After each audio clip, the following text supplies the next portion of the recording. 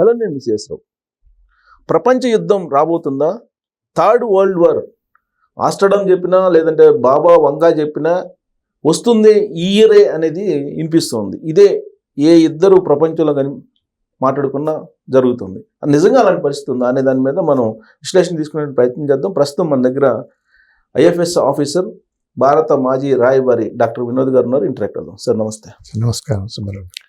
Sir, మామూలు మా లాంటి వాళ్ళందరూ చూసేది ఒకటి, కానీ మీరు భారత అంబాసిడర్ చేశారు, అపారమైనటువంటి అనుభవం ఉంది.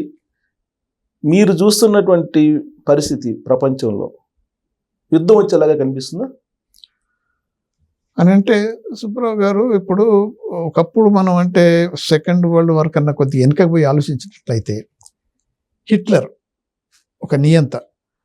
హిట్లర్ అప్పుడు ఎలా పైకి వచ్చిండు, ఎలా ఆ సెకండ్ వరల్డ్ వార్కు దారి తీసింది అన్నట్టుంటే జర్మనీ పక్కన ఉన్న వాటిని ఆక్రమించుకోవడం మొదలుపెట్టిండు. సో దాంతో ఏమైంది అంటే అప్పుడు యూదుల మీద, జ్యూస్ మీద ఏదో చేసి అవన్నీ వీళ్ళే మన అంటే పీల్చుకొని ఇది చేసేసారు. మన జర్మనీ అంటే అప్పుడు ఆస్ట్రియా, జర్మనీ రెండు కలిపి అక్కడ ప్రస్సియా అని అక్కడ ఉండేది కదా, వీళ్ళందరూ ఇలా చేశారు. అందుకనే మనం వాళ్ళను శిక్షించాలి అనే పద్ధతిలో పోయి అలా స్టార్ట్ చేస్తే ఇక ఒకసారి పక్క దేశాన్ని ఆక్రమించుకున్న, చిన్న దేశాన్ని ఆక్రమించుకున్నాడు అనుకోండి, అడిపోయి పోలాండ్ కాంచి అంటే ఇటు చిన్న చిన్న పక్క కొత్త ఆక్రమించుకున్నప్పుడు రెసిస్టెన్స్ లేకుండా అక్కడ తర్వాత వరల్డ్ వైడ్ అపోజిషన్ రాకుండా ఎప్పుడైతే ఉంటుందో అప్పుడు రెచ్చిపోయి ఇంకా ఎక్కువ దాడులు చేయటం, ఇటు చివరికి ఇటు ఫ్రాన్స్ మీద రావటం అనేది, అటు రష్యా మీద పోవటం అనేది, తర్వాత ఇప్పుడు యాక్సిస్ పవర్స్, అలయన్స్ పవర్స్ అలా వచ్చి సెకండ్ వరల్డ్ వార్కి వచ్చిందంటే అవన్నీ కనుక మనం చూసినట్టయితే డిక్టేటర్షిప్ ఎప్పుడైతే డెవలప్ అవుతుందో వైడ్ వార్కు పాసిబిలిటీస్ ఉంటాయి. ఇప్పుడు కూడా అలాంటిది కనిపిస్తుంది కదా. ఇప్పుడు ఆల్రెడీ వెనిజులా అధ్యక్షుని కిడ్నాప్ చేశాడు ట్రంప్. మళ్ళీ ఇప్పుడు గ్రీన్ లైట్ మీద కాన్సన్ట్రేషన్ చేస్తున్నారు. ఇప్పుడు ఏదైతే హిట్లర్ మీరు చెప్పారో సేమ్ అలాంటివి కనిపించట్లేదా? ఎగ్జాక్ట్లీ హిట్లర్ టైంలో ఉన్న పరిస్థితులు, తర్వాత హిట్లర్ క్యారెక్టర్స్ ఎలా ఉన్నాయో ట్రంప్లో కూడా అలానే కనిపిస్తున్నాయి. అలాంటి పరిస్థితులు లేకపోయినా కానీ అలాంటి పరిస్థితులను కల్పించే ప్రయత్నం మాత్రం ట్రంప్ చేస్తున్నాడు. కానీ దాంట్లో ఎంతవరకు సక్సెస్ అవుతాడు? అదేంటంటే అప్పుడు హిట్లర్ ఏం చేసిండు, డొమెస్టిక్గా ఉన్న రష్యాలో ఉన్న అంటే ఇప్పుడు ఆస్ట్రియా, జర్మనీ వల్ల ఉన్న ప్రజలందరినీ కూడా అణిచివేయగలిగిండు. కానీ అమెరికాలో అది జరుగుతుందా? అది మనం ఆలోచించాలి. ఎందుకంటే ఆల్రెడీ అపోజిషన్ స్టార్ట్ అయింది. డెమోక్రాట్సే ఇప్పుడు ఒకప్పుడు అపోజ్ చేస్తున్నారు ట్రంప్ అని అనుకున్నాం, కానీ ఇప్పుడు చాలామంది రిపబ్లికన్స్ కూడా మొదలుపెట్టారు. ఓకే, ఎందుకంటే ప్రెసిడెంట్ ట్రంప్ తన అధికారాలను అంటే లేని అధికారాలను కూడా, ప్రెసిడెన్షియల్ పవర్స్ కొంతవరకు ఉన్నా కానీ ఎమర్జెన్సీ పవర్స్ ఏదైతుంటే ఆ ఎమర్జెన్సీలో యూజ్ చేయాల్సిన బట్టి ఇప్పుడు నార్మల్ టైంలో కూడా యూజ్ చేసి అన్ని అతిక్రమించి ఇవన్నీ చేస్తున్నాడు అనేది ఆల్రెడీ స్టార్ట్ అయింది. సో ఒకవేళ ఒక బియాండ్ పాయింట్ మామూలుగా ఎనీ వార్ అమెరికా కనుక చేయాలనుకున్నప్పుడు అయితే కాంగ్రెస్ అప్రూవల్ ఉండాలి. ఓకే, డిస్కషన్ చేయాలి వీళ్ళు. అది ఏది లేదు అంటే కాంగ్రెస్ కాదు, ఎవరన్నా సెనేటర్స్ కానీ కాంగ్రెస్ రిప్రజెంటేటివ్స్ ఎవరన్నా నుండి ఏమన్నా ట్రంప్కి అగెనిస్ట్గా ఏమన్నా చెప్పినా కానీ వాళ్ళ పార్టీ, రిపబ్లికన్ పార్టీ వాళ్ళైనా కానీ ట్రంప్ ఏమంటారంటే they are anti national, they are betraying. So పర్సనల్గా ట్రంప్ మీద ఏం మాట్లాడినా కానీ అది అగెనిస్ట్ అమెరికాతో మాట్లాడుతున్నారు, వీళ్ళను కాల్ చేయాలి, తూట్ చేయాలని మొత్తం ఇష్టం వచ్చినని మాట్లాడేసేస్తున్నాడు. ఒక బడ్జెట్ కమిటీ మొన్న జరిగింది. దాంట్లో మామూలుగా ఇప్పుడు ఆ కమిటీ రిపబ్లికన్ సంబంధించిన ఆయనే చైర్మన్ ఉంటారు, ఆర్ ఎవరైనా కానీ సెనేటర్లు. వాళ్ళు ఏం చేస్తారంటే సూపర్విజన్ బడ్జెట్ కమిటీ అన్నప్పుడు ఆలోచించాలి, ఈ అలొకేషన్ ప్రెసిడెంట్కి ఇది కావాలి, ఇన్ని మిలియన్స్ కావాలి, ఇన్ని బిలియన్స్ కావాలంటే వాళ్ళు అప్రూవ్ చేయడానికి వీళ్ళు కొద్దిగా చూడాల్సి వస్తాయి. ఒకరిద్దరు క్వశ్చన్ చేసి ఇది ఎందుకు అవసరం, దేనికి ఏంటి అనేది క్వశ్చన్ చేస్తే ఇమ్మీడియట్గా ఆయన ట్రూత్ అనేది ఆయన ఉంది కదా ట్విట్టర్లో పెట్టేసి ఇమ్మీడియట్గా వీళ్ళు యాంటీ నేషనల్, వీళ్ళు ట్రైటర్స్, వీళ్ళు బిట్రేయర్స్, వీళ్ళని హ్యాంగ్ చేయాలి, కాల్ చేయాలి, ఆ పద్ధతిలో మాట్లాడేసేస్తున్నాడు. ఆ పద్ధతిలో సోషల్ మీడియాలో పెట్టేస్తున్నాడు. అని అంటే ఏమవుతుందంటే ఇవాళ చూసినట్టయితే America is nothing, it is only Trump and Trump family అనే ఒక పద్ధతికి వచ్చింది. అది ఇప్పుడు ఒకప్పుడు డెమోక్రాట్సే ఇలా అంటున్నారు అని ట్రంప్ ఏదైతే డబ్బా కొట్టుకుంటారో అది పోయి ఇప్పుడు రిపబ్లికన్స్ కూడా అయినప్పటికీ ఆయన పద్ధతులు మార్పులు లేదు కదా. ఇప్పుడు అమెరికా మిలిటరీకి 135 లక్షల కోట్ల రూపాయలు ఏదో కేటాయించినట్టు వస్తుంది, అంటే బలోపేతం చేయడానికి. అంటే దాని అర్థం ఏంటి? రాబోయే రోజుల్లో మిగతా మొత్తం క్యాప్చర్ చేయాలన్నా? ఇప్పుడు అదే కదా, మైట్ ఈజ్ రైట్ అనే పద్ధతిలో ఓపెన్గా చెప్తున్నాడు. America is very powerful, super power on earth అని. అదే విధంగా ఐ విల్ మేక్ అమెరికా, మాగా అనేది మూమెంట్ ఏదైతే వచ్చిందో ఎలక్షన్ స్ట్రాటజీతో వచ్చేది గెలిచిండో అదే కదా, make America great again. Make America great again ఇలా అంటే మిలిటరీ పవర్గా, తర్వాత ఎకనామిక్ పవర్గా. ఎకనామిక్ పవర్ మెయిన్ ఇంట్రెస్ట్, కానీ దానికి కావాలంటే మిలిటరీని యూజ్ చేసుకోవాలి కదా. ఓకే.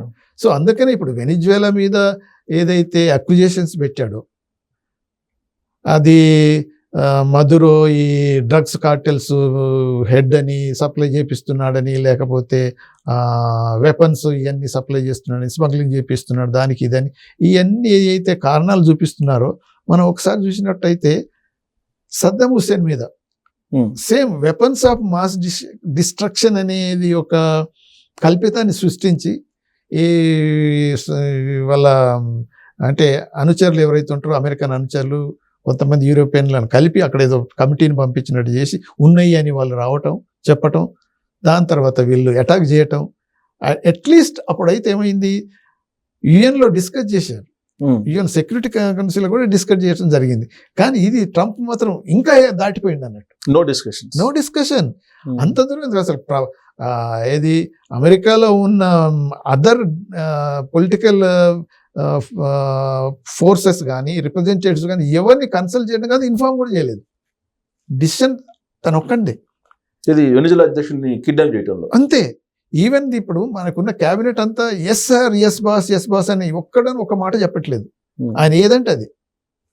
సో 100% ఇప్పుడు డిక్టేటర్షిప్పే నడుస్తున్నట్టు వచ్చింది. కాబట్టి ఈ పరిస్థితులలో ఇప్పుడు వరల్డ్ వార్ వస్తుందా లేదా అనేది ప్రజల్లో ఒకప్పుడు తక్కువ అనిపించిన అభిప్రాయాలలో వస్తుందేమో అనే వైపు ఇట్లా స్వింగ్ అవుతుంది. ఎందుకు అని అంటే అమెరికా ఇప్పుడు నేను ఎందుకు డెఫినెట్గా ఇప్పుడే వస్తుందని ఏదైతే అనటానికి వీల్లేదు. ఎందుకంటే అమెరికాలో మిడ్ టర్మ్ ఎలక్షన్స్ ఉన్నాయి నవంబర్లో. ఇప్పుడే ఇంపీచ్మెంట్ ప్రాసెస్ కూడా స్టార్ట్ అయింది. ఆయనకు కూడా డౌట్ ఉన్నట్టుందిగా, ఏదో అన్నట్టున్నాడు రిప్రజెంటేటివ్స్ తోటి. అదే ఇప్పుడు అందుకని ఒకవేళ నవంబర్లో గనక అంటే ఇంత దూరం ఉన్నా కానీ ఇంత పీరియడ్ పెద్ద ఏం కాదు. ఇప్పుడు తనకున్న 4 సంవత్సరాలు, ఇప్పుడు 1 year అయిపోయింది. ఎగ్జాక్ట్ 1 year కూడా కంప్లీట్ కాలేదు స్వేరింగ్ ఇన్ కానీ ఇప్పటికి ఇంకా 3 ఏళ్ళు ఉన్నది.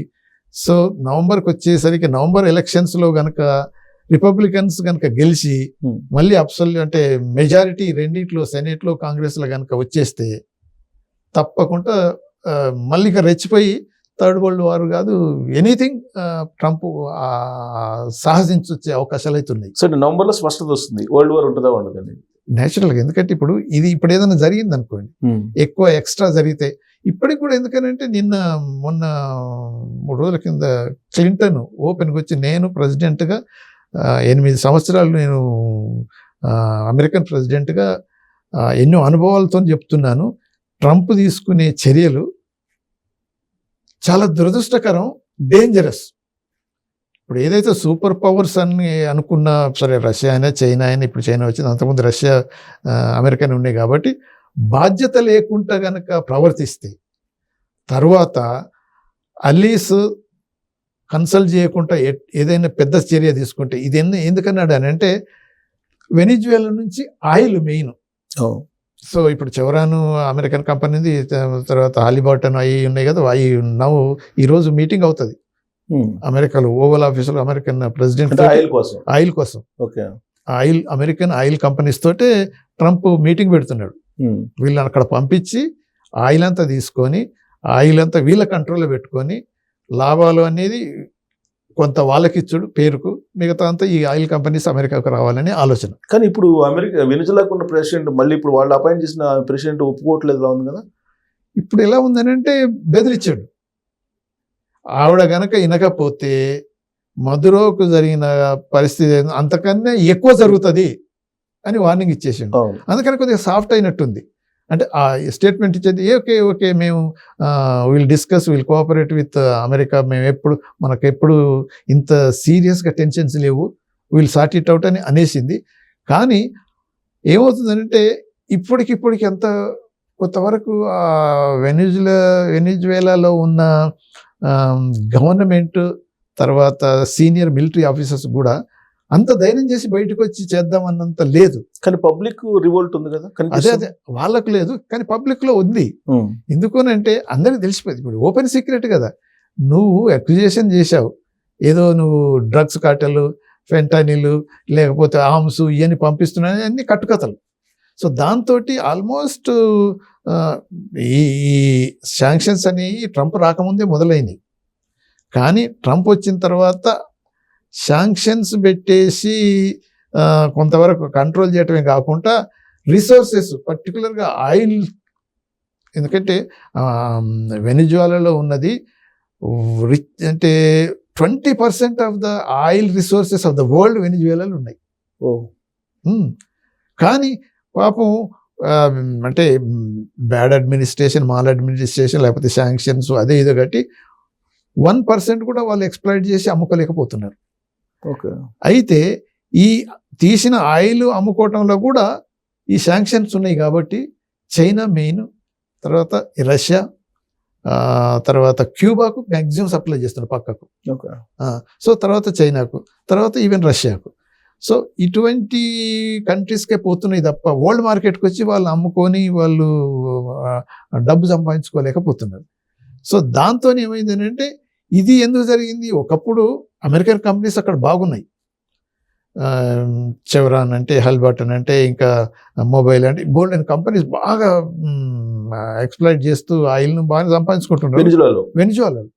అయితే ఎప్పుడైతే హ్యూగో చావెజ్ లెఫ్ట్ ఓరియంటెడ్ ఆయన ప్రెసిడెంట్ అయ్యి రివల్యూషనరీగా వచ్చేసాడో అప్పుడు ఏం చేసిందంటే ఈ ఆయిల్ ఫీల్డ్స్ ఆయిల్ ఎంత నేషనలైజ్ చేసేసింది. ఓకే. సో మేము ఇంత ఇన్వెస్ట్ చేసాం, మాకు అంత లాస్ అయిందని అప్పటి నుంచి అమెరికన్ ఆయిల్ మొగుల్స్ అంతా ఒక విధమైన కక్షతోటి ఎలా కంట్రోల్ చేసుకోవాలి వెనిజువేలా ఆయిల్ను అనేది మొదల నుంచి ప్లాన్ చేస్తారు. అంటే దశాబ్దాలుగా ఉంది. ఓకే. సో అది ఉంది కాబట్టి ఇప్పుడు ట్రంప్ ఏంటి అని అంటే ట్రంప్ కూడా బిజినెస్ మ్యానే కదా, పక్కా బిజినెస్ మ్యాన్ కాబట్టి వాళ్ళతోటి వాళ్ళ ఇంట్రెస్ట్ను ఎలా రియలైజ్ చేసుకోవాలి అనేది ట్రంప్కు బాగా తెలుసు. సో దాంతో ఇక ఈ డ్రగ్ కార్టెల్ అనేది తర్వాత ఇప్పుడు ఒక సింపుల్ ఏంటంటే ఇప్పుడు ఓకే డ్రగ్ కార్టెల్ను పోషిస్తున్నాడు, పెంచుతున్నాడు, దాంతో ఏదో చేస్తున్నాడని మధురో మీద ఎలిగేషన్ పెట్టేసాడు. ఇప్పుడు హోండురాస్ ప్రెసిడెంట్ వాడు ఏది వీటన్నిటికీ నిజంగా కార్టెల్స్కే వాడు హెడ్గా ఉండే వాడిని తీసుకొచ్చి జైల్లో పెట్టారు వీళ్ళు. అయినా వాడిని పాఠం చేసిండు ఈయన ప్రెసిడెంట్ కాగానే. అంటే చూడు, నీకు డ్రగ్ కార్టెల్స్ను లేకపోతే డ్రగ్ లార్డ్స్ను నువ్వు కంట్రోల్ చేస్తున్నాను అనేది ఏదైతే చూపిస్తున్నావో ఇది జరగకముందే, మధురంను కిడ్నాప్ చేయకముందే అరెస్ట్ చేయకముందే వాడిని జైల్లో ఉన్నోని మంచిగా ప్రెసిడెన్షియల్ పార్డన్ ఇచ్చేసాను. ఓకే. అసలు కానీ ఇది మెయిన్గా ఓపెన్గా చెప్పండి. ఎప్పుడైతే ఇప్పుడు ప్రెస్ వాళ్ళు అడుగుతున్న మామూలుగా వచ్చేస్తుంది కదా అసలు ఏంటి అని అంటే, yes oil we want to control total Venezuelan oil. So దాంట్లో ఎక్స్ప్లాయిట్ చేయటం, కంట్రోల్ చేయటం, వాళ్ళకు ఏంటంటే ఇంత resources rich mineral natural resources ఉన్న కంట్రీ ఇంత పూర్గా ఉందని అంటే వాళ్ళంతా మిస్మేనేజ్ చేశారు వీళ్ళు, లెఫ్టిస్ట్ వచ్చిన ఐడియాస్ ఉన్నారు. అందుకని మేము అండర్టేక్ చేసి ఎక్స్ప్లాయిట్ చేసి వాళ్ళను అంటే ఏమన్నట్టు will help them to become rich, మేము కూడా రిచ్ అవుతాం అనేది ఒకటి. వాళ్ళకి 10% ఇస్తే వీళ్ళు 90% తీసుకుంటారు, అదైతే నోన్ ఫిగర్.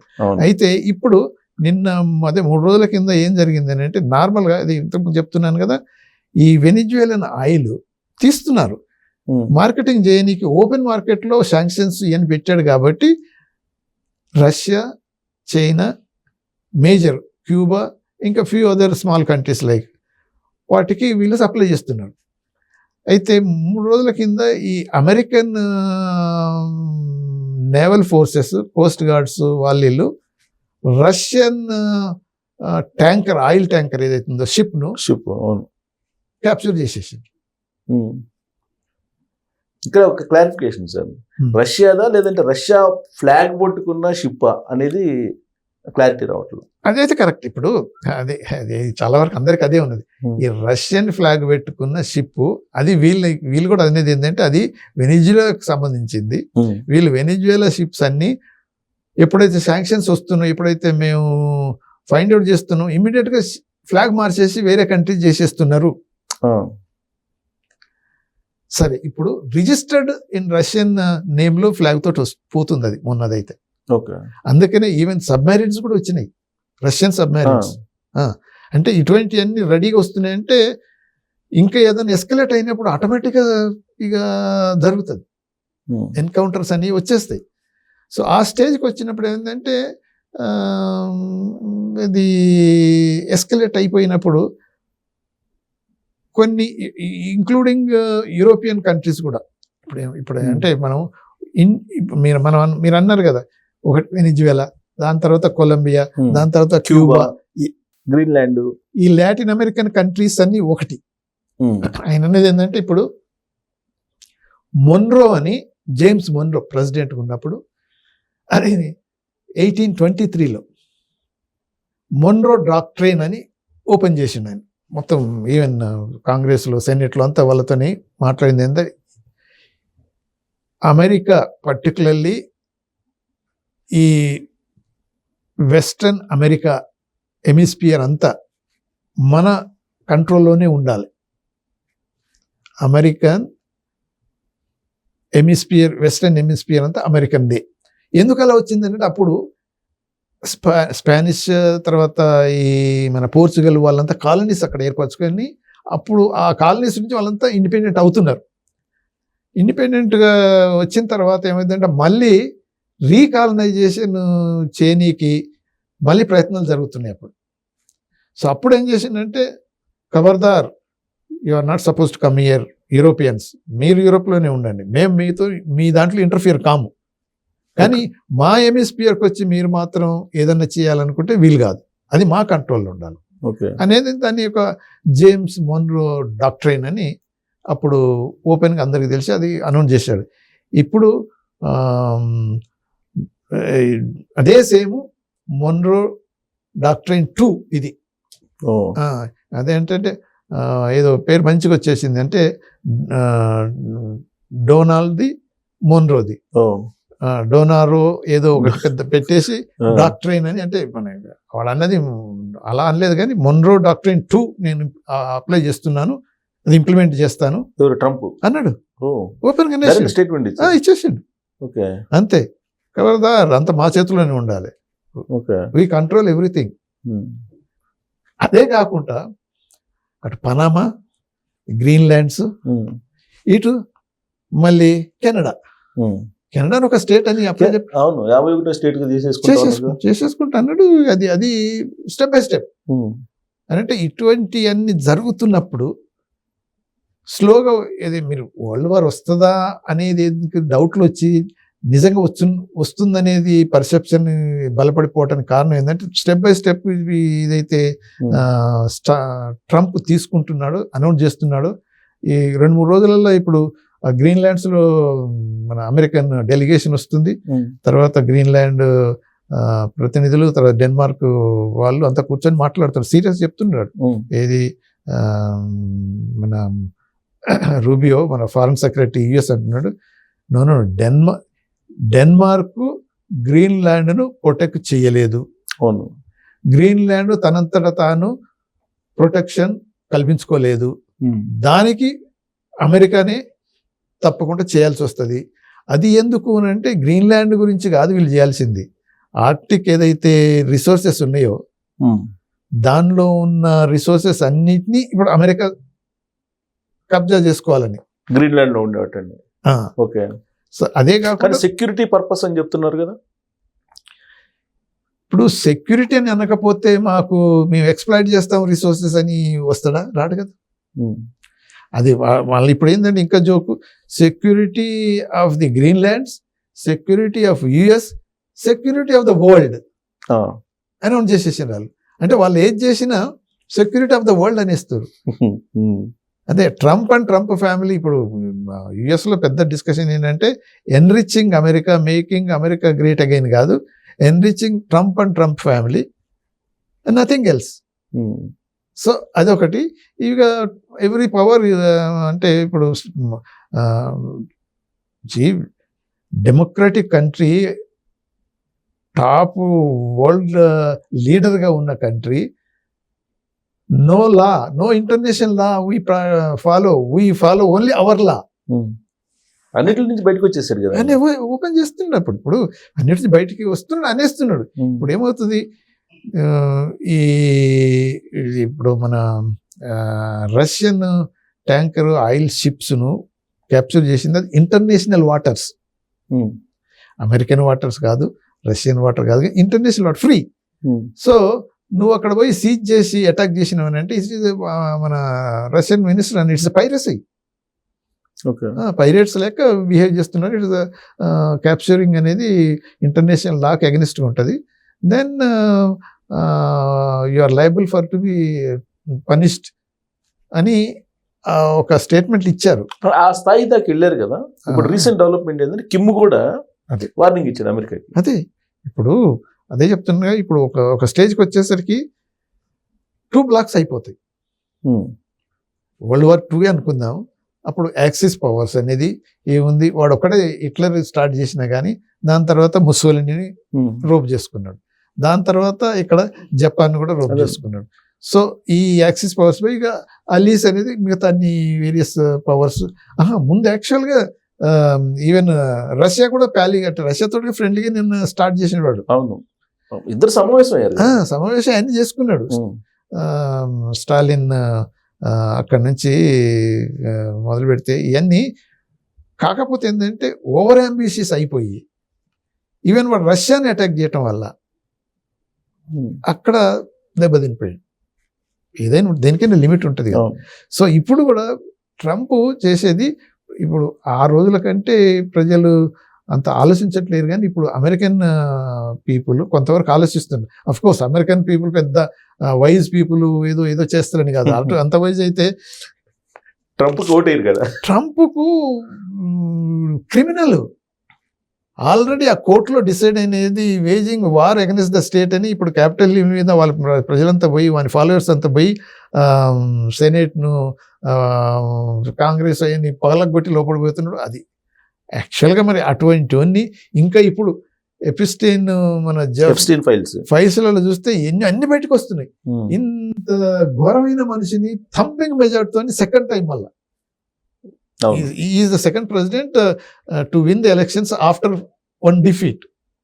అంత తీసుకొచ్చారంటే ఇక వాళ్ళు ఎంత వైజ్ పీపుల్ ఇక మనం అర్థం చేసుకోవచ్చు. సరే, ఇది అందుకని ఒక్కోసారి హిస్టరీ కనుక వెనక చూసినట్టయితే మళ్ళీ ఒకసారి రిపీట్ కావచ్చు.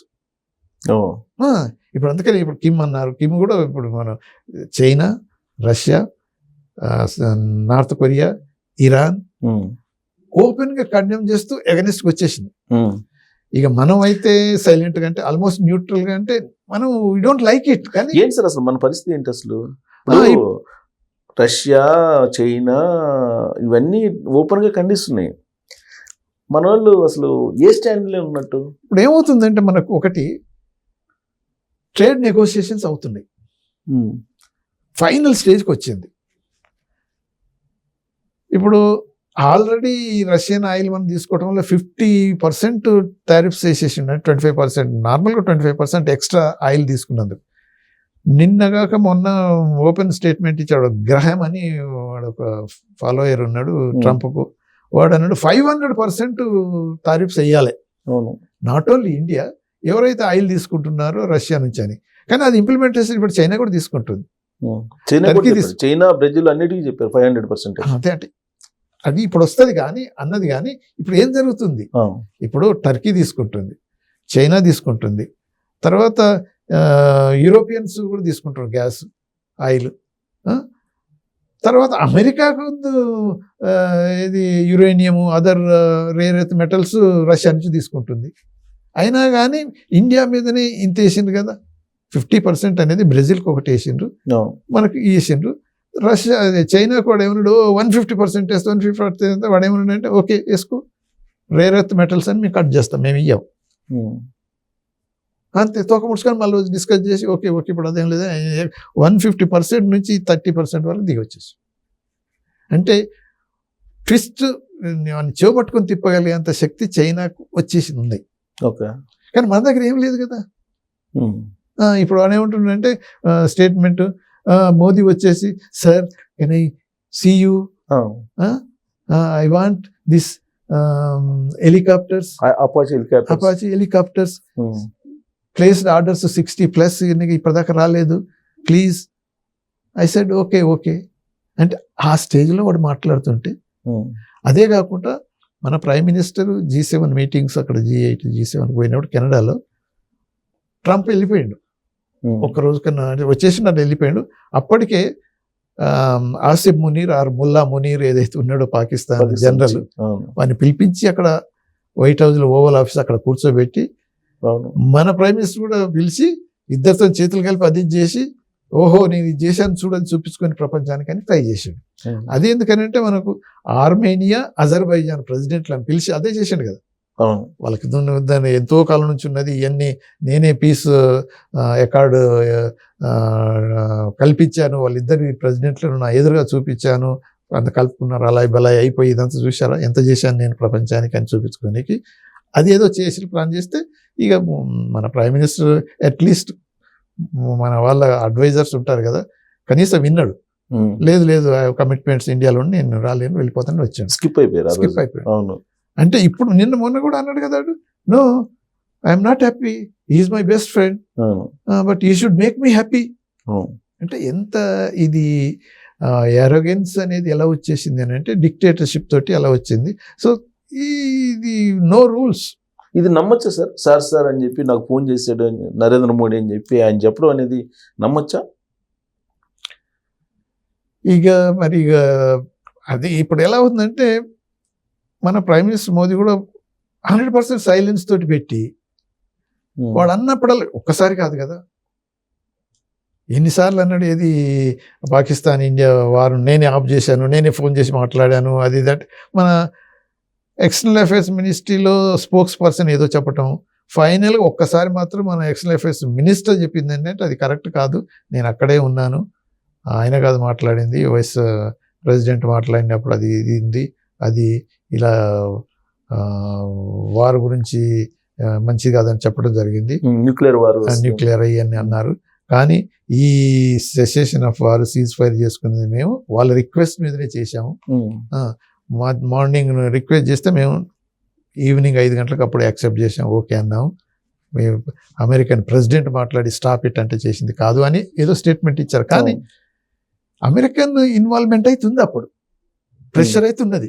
కానీ సార్ నిన్న ఒక అమెరికా సంస్థ ఈ రిలేషన్స్ చూసేటువంటి ఆర్గనైజేషను పాకిస్తాన్ దాదాపు 60-70 సార్లు ఫోన్ చేసి రిక్వెస్ట్ చేశారు మమ్మల్ని ఆదుకోండి అని చెప్పేసి, కరెక్ట్ అని చెప్పి బయట పెట్టారు కదా.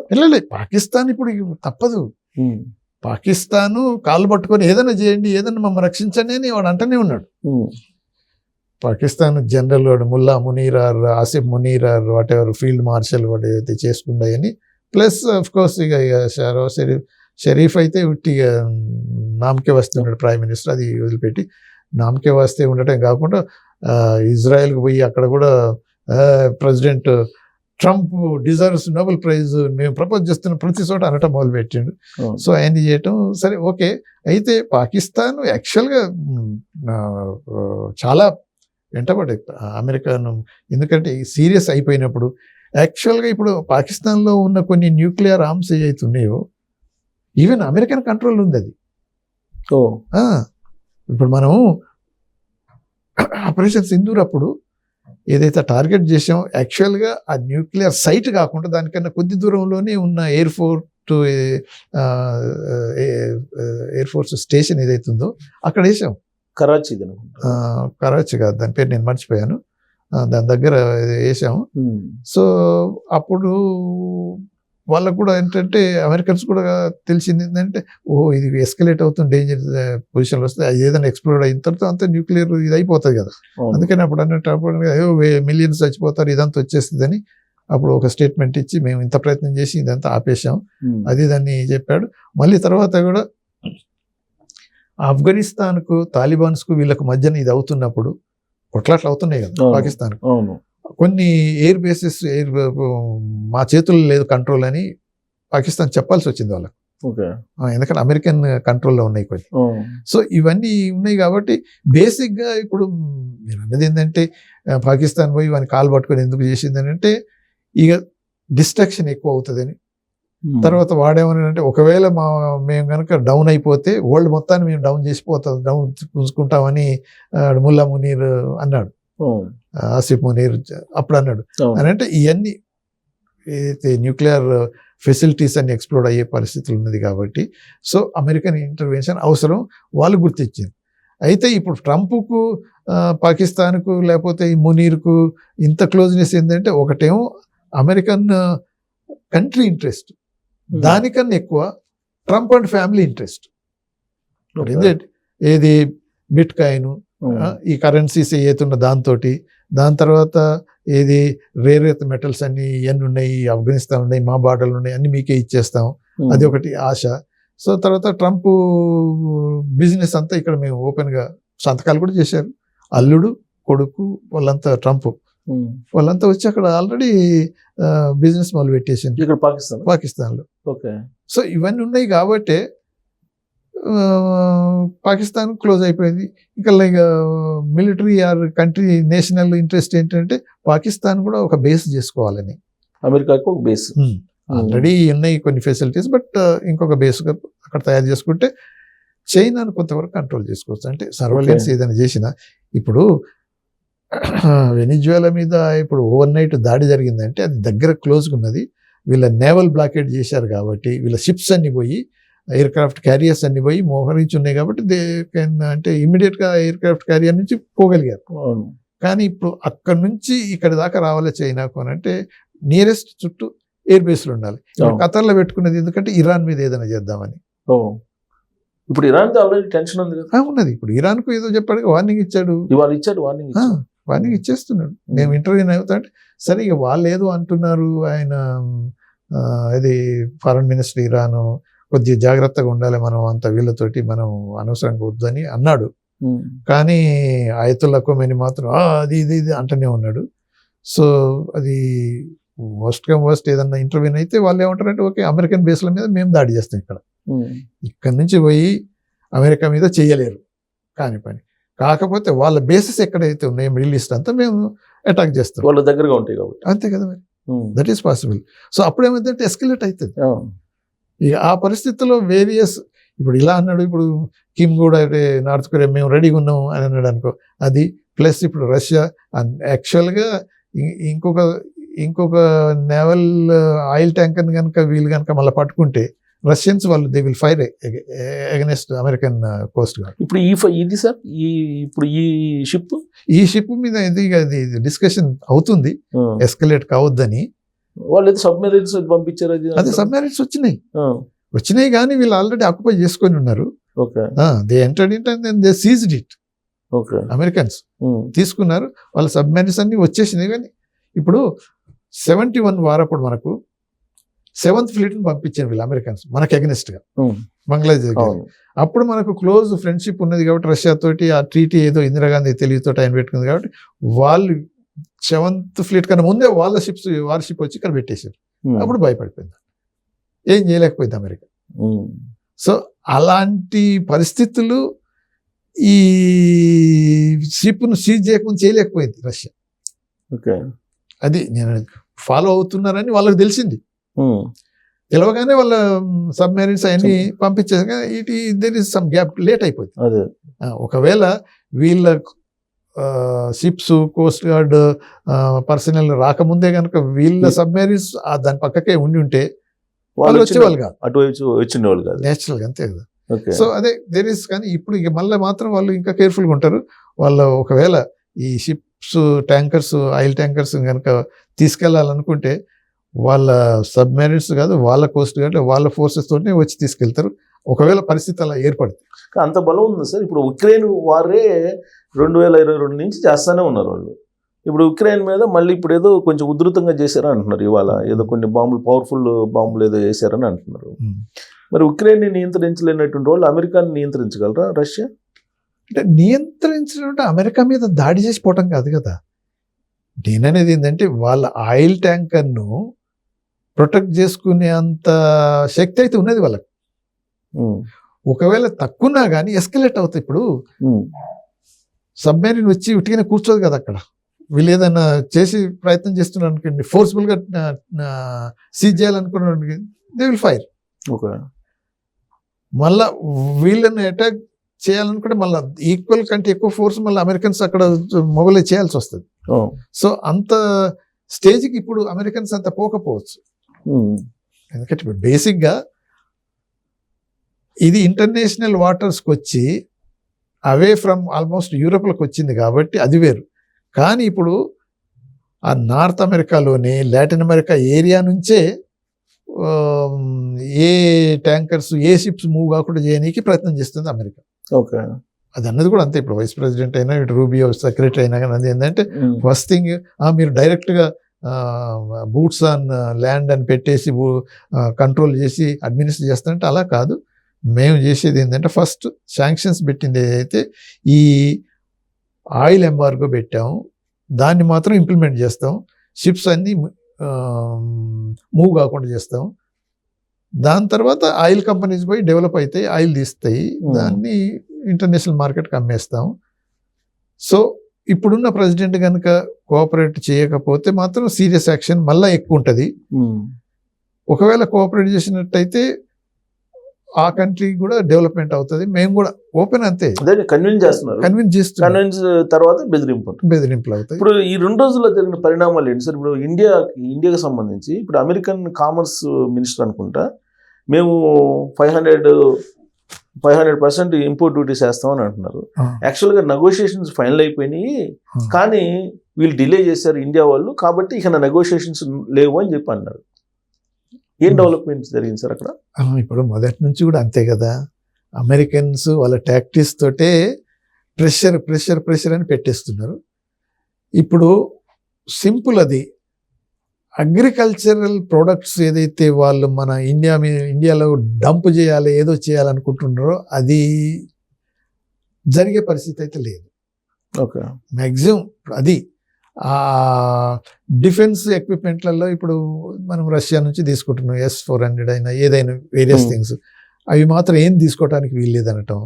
సరే, ఇక రష్యన్ ఆయిల్ అనేది ఏదైతే ఉందో అది మనం తక్కువ చేస్తున్నాం అని అంటున్నాం, కానీ తగ్గలేదు, కంటిన్యూ అవుతూనే ఉంది. సరే, ఇప్పుడు మనకు ఒక ప్లస్ పాయింట్ ఏంటంటే ఇప్పుడు వెనిజువేలా కనుక 100% వీళ్ళ కంట్రోల్ని నడిచి ఆయిల్ డెవలప్ అయితే మనకు కొంతవరకు బోల్డంత ఆయిల్ వస్తుంది. అమెరికా వాళ్ళు సప్లై చేస్తారు. అంటే మన ఆయిల్ కంపెనీస్ కూడా OVL ఉంది కదా, మన ఇప్పుడు ONGC ఇలాంటి OVL వాళ్ళు ఆల్మోస్ట్ ఇప్పుడు ఒక $1 బిలియన్ వర్త్ మనకు డబ్బులు రావాలి వెనిజువేలా నుంచి. మన కంపెనీస్ అక్కడ ఇన్వెస్ట్ చేసింది. సో ఆయిల్ కూడా అప్పుడు వచ్చేది. ఇప్పుడు ఏది అంబానీ, రిలయన్స్ వీళ్ళు ఉంది కదా ఆయిల్ కంపెనీస్, ఒకప్పుడు అయితే అక్కడ నుంచి ఇదంతా హెవీ ఆయిల్. సో అక్కడ నుంచి వచ్చే ఆయిల్కే మనం అంతా రిఫైన్ చేసి పంపించేవాళ్ళం. సో మళ్ళీ స్టార్ట్ అవుతుంది అది. ఓకే, సో అమెరికా యాక్సెప్ట్ చేయాలి కదా దానికి. ఇప్పుడు అమెరికా అన్నది కదా సరే, ముందే యాక్సెప్ట్ చేయకపోయినా సెటిల్మెంట్స్ అనేవి జరుగుతున్నప్పుడు ఆటోమేటిక్గా ఇప్పుడు ఒకటి వాళ్ళ కంపెనీస్కి రావాల్సిన డబ్బులు వాళ్ళు తీసుకుంటారు. ఏ అయితే లాస్లో పోయిందో, మేము ఇంత ఇన్వెస్ట్ చేసి మాకు లాస్ అయిందని వాళ్ళు క్లెయిమ్ చేస్తారు. వీళ్ళు అమెరికన్స్ ఏం చేస్తారంటే వాళ్ళు ఒక $1 బిలియన్ కంపెన్సేషన్ తీసుకుంటేప్పుడు ఇంకా మిగతా ఏదైతే ఇండియా లేకపోతే ఇంకొక కంపెనీ ఏదైనా ఉండి వాళ్ళకి ఏం చేస్తారంటే $1 మిలియన్ ఇవ్వటంలో వాళ్ళు మేమంతా నేచురల్ జస్టిస్ ఇలా చేసామని. $1 బిలియన్ వాడు తీసుకుంటాడు, $1 మిలియన్ అంటే 1%, లెస్ దాన్ 1% మనకి ఇచ్చేస్తారు, వేరే వాళ్ళకి కూడా ఇచ్చేస్తాడు. అందరికీ న్యాయం చేస్తున్నాం, మేమే కాదు తీసుకున్నది, వీఆర్ డూయింగ్ జస్టిస్, ఇంపార్షియల్ గా బిహేవ్ చేస్తున్నాడు, అదే చూపించుకొని అలా చేస్తారు. సో అప్పుడు ఏమవుతుందంటే మనకు అది రావటమే కాకుండా ఆయిల్ కూడా మనకు వచ్చేస్తుంది. కాకపోతే లాజిస్టికల్ వైజ్ కొద్దిగా కాస్ట్లీ అయినా, ఇప్పుడు మనకేంటంటే ఇంపోర్ట్ డిపెండెంట్ కంట్రీ కాబట్టి ఇప్పుడు మిడిల్ ఈస్ట్ నుంచి ఇప్పుడు గల్ఫ్ నుంచి ఏదైతే వస్తుందో అది కాకుండా రష్యా నుంచి ఇప్పుడు 30% దాకా మనం ఆయిల్ ప్రొక్యూర్ చేసుకుంటున్నాం కదా. ఇక్కడ బంద్ చేసినట్టయితే అక్కడ నుంచి వస్తుంది అవకాశం ఉంటుంది వాళ్ళు కంట్రోల్ చేస్తే. సో దానివల్ల అమెరికన్ రూల్ కనుక వెనిజువేలా ఎస్టాబ్లిష్ అయ్యి ఆయిల్ ఇండస్ట్రీ డెవలప్ అయితే మాత్రం మనకు మాత్రం నష్టం లేదు, కొంతవరకు మేలే జరుగుతుంది. అయితే ఇప్పుడు మీరు అన్నది ఏంటంటే మనం ఎందుకు ఇంత మౌనంగా ఉండాల్సి వస్తుంది అని అంటే ఇప్పుడు మనకు trade agreement discussions, tariff discussion అంతా ఫైనల్కి వచ్చేసింది. అదే నేను అన్నాను కదా, మన అగ్రికల్చరల్ ప్రోడక్ట్స్ సెక్టర్ ఓపెన్ చేయాలనే వాళ్ళు ఎంతైతే పట్టుబడుతున్నారో ఈక్వల్గా మనం కూడా ఓపెన్ చేయలేము అని మన ప్రభుత్వం అయినా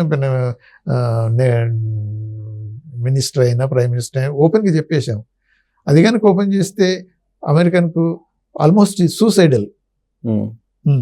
సో భారత్ క్లోజ్ అది కనుక ఓపెన్ చేస్తే అంటే ఇప్పుడు మనం మొత్తం అగ్రికల్చరల్ అంటే ఫార్మింగ్ బేస్డ్ కంట్రీ కాబట్టి వాళ్ళ ప్రోడక్ట్స్ వస్తే అవి హైబ్రిడ్ క్వాలిటీ వచ్చినప్పుడు డ్యామ్ చీప్తో ఇక్కడ డంప్ చేసేస్తారు.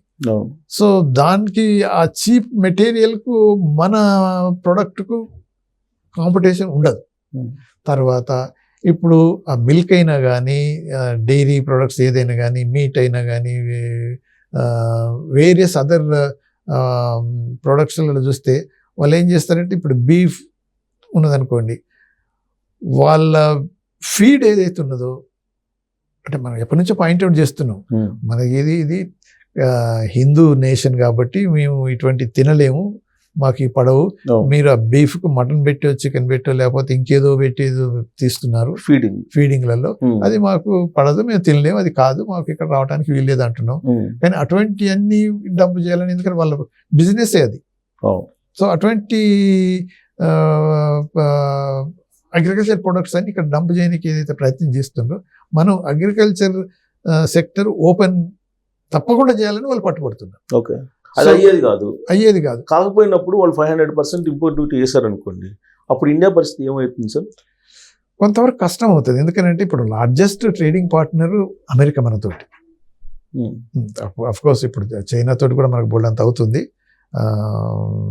But trade wise, technology wise మన Indian diaspora millions of people అక్కడ ఎంతోమంది ఉన్నారు, 3 million ప్లస్ ఉన్నారు.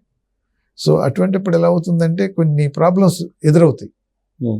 సో మనం ప్రాబ్లమ్స్ అంటే అక్కడ ఉండే వాళ్ళు కూడా ప్రాబ్లం ఫేస్ చేయాల్సి వస్తుంది అంటారా? ఇప్పుడు అదే కదా, ఇప్పుడు H1B వీసా మీద ఎంత, ఇప్పుడు వాడు ఏమంటున్నాడంటే ప్రతిదీ ఇది జనరల్గా మేము ఇంపోజ్ చేస్తున్నాం, ఇండియా స్పెసిఫిక్ కాదు అంటున్నాడు. కానీ ఇప్పుడు H1B వీసాస్ అనేది మన వర్కర్స్ ఏదైతే సిస్టమ్ పెట్టారో 80%, 70 to 80% మన వాళ్ళకే వచ్చేస్తుంది. సో కాబట్టి సఫరర్స్ కూడా ఎక్కువ ఉంటుంది. అంతే కదా, ఇప్పుడు సర్వీస్ సెక్టర్స్ ఏదైతుందో మనం ట్రేడ్ అండ్ సర్వీసెస్ అంటున్నాం, సర్వీసెస్ లో ఫ్రీ మొబిలిటీ ఉండాలని మనం ఏదైతే అంటున్నామో వాడు ఇప్పుడు H1B దాని మీద $1,00,000 పెట్టేసి $3,000-4,000 నుంచి $1,00,000 అది ఫీజు పెట్టేసింది. దాని తర్వాత ఇప్పుడు ఇంకొక స్టేజ్కి ఎలా పోయిందంటే గ్రీన్ కార్డ్ హోల్డర్స్ అందరినీ ఫిల్టర్ చేస్తున్నాడు. ఈవెన్ నేచురల్ సిటిజన్స్ అయితే ఎవరైతే ఉంటారో వాళ్ళకి కూడా నేను క్యాన్సిల్ చేసేస్తాను, పంపిస్తాను వాపస్ అంటున్నాడు. అని అంటే అదే పిచ్చికి లిమిట్ ఉండదు అన్నట్టు ఆ స్టేజ్కి పోయినప్పుడు చాలామంది ఇప్పుడు మన ఇండియన్ ఆరిజిన్ ప్రజలు అమెరికాలో ఉన్న వాళ్ళు ఎంత యాంగ్జైటీ, చాలామంది అయితే వాళ్ళ ట్రావెల్స్ అని బంద్ చేసుకున్నారు బయటికి వెళ్ళనీకి. ఇండియాకి రావటానికి కాదు, ఎక్కడ పోయి వచ్చినా మళ్ళీ ఎయిర్పోర్ట్లో ప్రాబ్లమ్స్, మళ్ళీ అమెరికాకి అడుగు పెట్టిస్తారు లేదు. అదే కదా, బయటికి వెళ్తే మళ్ళీ అడుగు పెట్టడం కష్టమని ఒక అంటే ఆ యాంగ్జైటీ ఎంత క్రియేట్ అయిపోయింది అని అంటే. అదే కాకుండా కూడా ఈ మన ఇన్లాండ్ సెక్యూరిటీ వాళ్ళు అనేది మిడ్ నైట్ కూడా పోయి తలుపులు కొట్టడం, వాళ్ళని లేపటం, ఏది నీ పేపర్ ఏది, అది ఏది, ఇవన్నీ జరుగుతున్నాయి. హెరాస్మెంట్ అవుతుంది. ఇండియన్స్ అంటే ఇక అది మొదలైపోతుంది. కొంతమంది ఉన్నారు టార్గెట్ చేసుకున్నారు. సో ఇవన్నీ దృష్టిలో పెట్టుకుని లార్జ్ డయాస్పోరా ఉన్నది కాబట్టి, బిగ్ ట్రేడ్ పార్ట్నర్ కాబట్టి, టెక్నాలజికల్లీ అడ్వాన్స్డ్ టెక్నాలజీ వాళ్ళకు ఉన్నది కాబట్టి మనం మొదటి నుంచి బ్యాలెన్స్గా ట్రై చేస్తున్నాం. సో కాకపోతే ఏంటంటే ఈ కాకస్ కొంతమంది ఏదైతే ఉన్నారో ట్రంప్ అసోసియేట్స్ వాళ్ళు యాంటీ ఇండియా స్టాన్స్ అంటే పొజిషన్ తీసుకొని ఇలా చేసేస్తున్నారు. అదే కాకుండా ట్రంప్ పర్సనల్గా అఫ్కోర్స్ మనం ఒక్కోసారి కళ్ళు మూసుకోవాల్సి వస్తుంది. వాడు నాకు నోబెల్ ప్రైజ్ కావాలంటే వీడు పాకిస్తాన్ మంచిగా ఈ ప్లేడ్ కార్డ్స్ వెల్, ఓ ట్రంప్ డిజర్వ్స్ దిస్ ఏదంటే ఆ అమాస్ది ప్రాబ్లం కొంతవరకు సాల్వ్ అయిపోయి గాజాలో సీజ్ ఫైర్ వచ్చినప్పుడు oh Trump has done extremely whatever good work and he deserves Nobel prize. అది ఎప్పుడు వస్తుందో ఎప్పుడు పోతుందో నోబడీ నోస్. ఆల్రెడీ మొన్న అన్నాడు కదా, కష్టపడ్డాడు కదా, అది కాదు. ఎందుకంటే అంతకన్నా ముందే ఆయన స్వేరింగ్ ఇన్ సెరమనీ కాకముందే అది డిసైడ్ అయిపోతుంది. సో మళ్ళీ నెక్స్ట్ ఇయర్కు ఓకే, నెక్స్ట్ ఇయర్ ఇక ఇన్ని వార్లు మొదలు పెట్టినాడు, నేను పీస్ ప్రైజ్ తీసుకుంటా అంటే ఎవడు నమ్ముకుంటాడు? ఎందుకు సార్ దానికోసం చాలా అతను తపన పడుతున్నాడు. ఎందుకు, దేని దానివల్ల బెనిఫిట్ ఏంటి అతను ప్రత్యేకంగా? ఒబామాకి ఇచ్చిన తర్వాత నాకేం తక్కువ, అది కంపారిజన్. ఓకే, నేను అంతకంటే పెద్ద కదా, నాకు ఒబామాకి ఏంటి వాడికేంటి ఇవ్వటం, నల్లోడు వాడు నీగ్రోడు అంటే వాళ్ళ ఉంటది కదా. అదేలేండి. దాంతో ఆ ఈగోయిజం అనేది ఇంకా పెరిగిపోయి నా స్తోమతకు లేని వాళ్ళకి అందరికీ ఉంది కానీ నాకెందుకు రాలేదు అంతే తప్ప అదనపు వచ్చే బెనిఫిట్స్ కానీ ప్రోటోకాల్స్ కానీ ఏమి ఉండవు కదా. ఇక ప్రెసిడెంట్ ఆఫ్ అమెరికాకు ఉన్న ప్రోటోకాల్ మన ఎంతో మంది నోబెల్ లారియట్స్ నోబెల్ ప్రైజ్లలో ఉన్నారు. ఎక్కడుంది, ఏముంది అక్కడ? సో కేవలం ego satisfaction. Okay, Obama comparison అంటే ఓకే ఆయన ప్రెసిడెంట్ కదా, సో పర్టికులర్లీ మళ్ళా నల్లోడు కదా. సో వీళ్ళదంతా రేసిస్ట్ ఇవన్నీ మెంటాలిటీస్ ఉన్నవాళ్ళు. సో నాకేమి తక్కువ ఇమ్మీడియట్గా అంటే ఒక పెద్ద జోక్ వేసుకుంటారు చాలామంది, అంటే డిస్కషన్లు అయినప్పుడు, ఎందుకు వచ్చిన బాధరా బాబు, వానికి ఇచ్చేస్తే పీడపోతాయి కదా. లేకపోతే ఈ నోబెల్ పీస్ ప్రైజ్ కమిటీ ఏదైతే కూర్చుంటుందో ఆ మీటింగ్ అరేంజ్ చేసినా కానీ అందరు కూర్చుంటారు, అందరినీ ఎయిర్ లిఫ్ట్ చేసి తీసుకుపోయి నాకు ఇవి ఇచ్చేసి ఇప్పుడు ఇచ్చిందాక మిమ్మల్ని వదిలిపెట్టిన అన్నా చేస్తాడు. అదే జరిగింది అప్పుడు మధురో చూస్తున్నాం కదా సార్. మధురో జరిగిన తర్వాత ఇండియా ప్రధానమంత్రిని చేస్తాడేమో అని కొందరు, లేదు రష్యా వచ్చేసి జలస్కిన్ చేస్తాడని ఇట్లా రకరకాలుగా వచ్చినాయి కదా. పైగా మన రాహుల్ గాంధీ వాళ్ళు కూడా ప్రధానమంత్రిని కిడ్నాప్ చేస్తారేమో అని జయరామ్ రమేష్ గారు ఇలాంటి వాళ్ళు కూడా కామెంట్ చేశారు. ఏంటి అది అసలు? ఇప్పుడు అంటే అన్నది ఏంటికంటే అది అంత సీరియస్నెస్గా అన్నది కాదు. ఈ రమేష్ కంటే మన చవాన్ ఉన్నాడు కదా, మన మహారాష్ట్ర ఆయన చవాన్ అన్నాడు అంటే ఇక నెక్స్ట్ ఇక మన ప్రైమ్ మినిస్టర్ ఆయన కూడా కిడ్నాప్ చేస్తాడా అంటే చేస్తారు అనలేదు కానీ ఏమి మన ప్రైమ్ మినిస్టర్ నెక్స్ట్ టార్గెట్లో పెట్టి కిడ్నాప్ చేసే పాసిబిలిటీస్ ఉన్నదా అన్నట్టు ఏదో ఆ కామెంటు, దాన్ని వక్రీకరించడం ఇటు మాట్లాడటం. కానీ ఇప్పుడు అక్కడ ఉన్నదానికి ఇప్పుడు వేరే కంట్రీకి వచ్చి ఈవెన్ ఇప్పుడు నార్త్ కొరియన్ కిమ్ను కూడా ఏం చేయలేడు ప్రెసిడెంట్. ఏదో ట్రంప్ అలా చేయగలిగినాడంటే వచ్చి కిమ్తో పాటు కూర్చొని మాట్లాడి శాంతి సామరస్యంగా ఉండాలని అది ఎన్నెన్నో మాట్లాడి పోయినాడు. అంత కనుక బలం అంత చేయగలిగితే వాడు అన్నాడు కదా, మా దగ్గర కూడా ఉన్నాయి బ్యాలిస్టిక్ మిసైల్స్, నువ్వేది చేస్తే మళ్ళీ నీకు నేను వేసేస్తాను అని అన్నాడు ఓపెన్గా. సో అటువంటి అప్పుడు ఆ కిడ్నాప్ చేసి మధురను తీసుకుపోయినంత ఈజీగా వేరే లాటిన్ అమెరికన్ కంట్రీ తప్ప వేరే చేయటం కష్టం. అక్కడ ఎలా పాసిబుల్ అయింది సార్? అదే చెప్తున్నాను, ఇప్పుడు అక్కడ నువ్వు you can block it, naval blockade చేసిండ్రు వాళ్ళు. అంటే వాళ్ళు కోఆపరేట్ చేయకుండా సాధ్యమా? అదే ఇప్పుడు మల్టిపుల్ వీళ్ళదే ఇది జరగక ముందే 3 నెలల ముందు నుంచి నేను చూస్తున్నాగా ట్రంప్ స్టేట్మెంట్ ఇస్తున్నాడు, we're going to do something in Venezuela అనేది. ఎందుకంటే డ్రగ్ కార్టెలు, ఫెంటనిల్ వస్తుంది, లేకపోతే ఆర్మ్స్ పంపిస్తున్నాడు, ఈ రెఫ్యూజీస్ అందరి వెనిజువేలా నుంచి ఇక్కడికి వస్తున్నారు, ఇదంతా దీన్ని సీరియస్గా తీసుకుంటున్నాను, something should be done, something is also happening there అంటే ఎప్పుడో ఒక రిపోర్ట్ అడిగింది, really if it is happening something what details you have అంటే no we don't disclose it but something is happening అంటే యాక్చువల్గా ఆల్మోస్ట్ ఇప్పుడు 6 months నుంచి జరుగుతుంది. ఈరోజు ఒక్కరోజు వచ్చింది కాదు, స్లోగా వీళ్ళంతా external buildup force, internal penetration ఇది జరుగుతుంది. మీరు అన్నది కరెక్టే. అక్కడ కనుక ఇది పెనిట్రేషన్ లేకపోతే ఎవ్రీ మూమెంట్ ఇది హైటెక్ తోటి ఫైండ్ అవుట్ చేయటం డిఫరెంట్, కానీ ఇన్సైడ్ ఎవ్రీ మూమెంట్ కూడా మొత్తం వాళ్ళకి ఇన్ఫర్మేషన్ డైరెక్ట్ గా బెడ్రూమ్ లో పోయి ఇద్దరిని భార్య భర్తలు తీసుకెళ్ళిపోయారు కదా. అదే మొత్తం ఇన్సైడ్ ఇన్ఫర్మేషన్ అక్యురేట్గా అది ఆల్మోస్ట్ ఒక 1-2 months నుంచి మానిటర్ చేస్తుండే వీళ్ళ మూమెంట్స్తో పాటు. చాలా ఈజీగా వెళ్ళి తీసుకెళ్ళిపోయారు కదా సార్. కనీసం అక్కడ ఉండే సెక్యూరిటీ కానీ. సెక్యూరిటీ అంటే ఓకే, 2 types ఆఫ్ సెక్యూరిటీస్ ఉన్నాయి అక్కడ. ఒకటే మొత్తం క్యూబన్స్, తర్వాత వెనిజువేలియన్స్. సో వెనిజువేలియన్ సెక్యూరిటీ లీడర్స్ కొంతమందిని పట్టేసారు వీళ్ళు. ఓకే. తర్వాత కొంతమందిని న్యూట్రలైజ్ చేసిండ్రు, చంపేసిండ్రు ఎవడైతే అపోజ్ చేస్తాడో. కానీ మ్యాక్సిమం చచ్చిపోయింది క్యూబన్ సెక్యూరిటీ ఫోర్సెస్. సో వాళ్ళు ఎక్కడెక్కడ ఏ పొజిషన్లో ఏమేమి ఉంటారో అంత ఇన్ఫర్మేషన్ వీళ్ళకి ఉన్నది కాబట్టి వాళ్ళని చేసేసారు. అంతకన్నా ముందు ఈ ఎయిర్ ఫోర్స్ మిగతా అదర్ డిఫెన్స్ సిస్టమ్ అన్నిటిని న్యూట్రలైజ్ చేశారు. కానీ ఇంటెలిజెన్స్ అనేది ఉంటుంది కదా సార్ అక్కడ. ప్రతి దేశానికి ఒక ఇంటెలిజెన్స్ వ్యవస్థ ఉంటుంది కదా.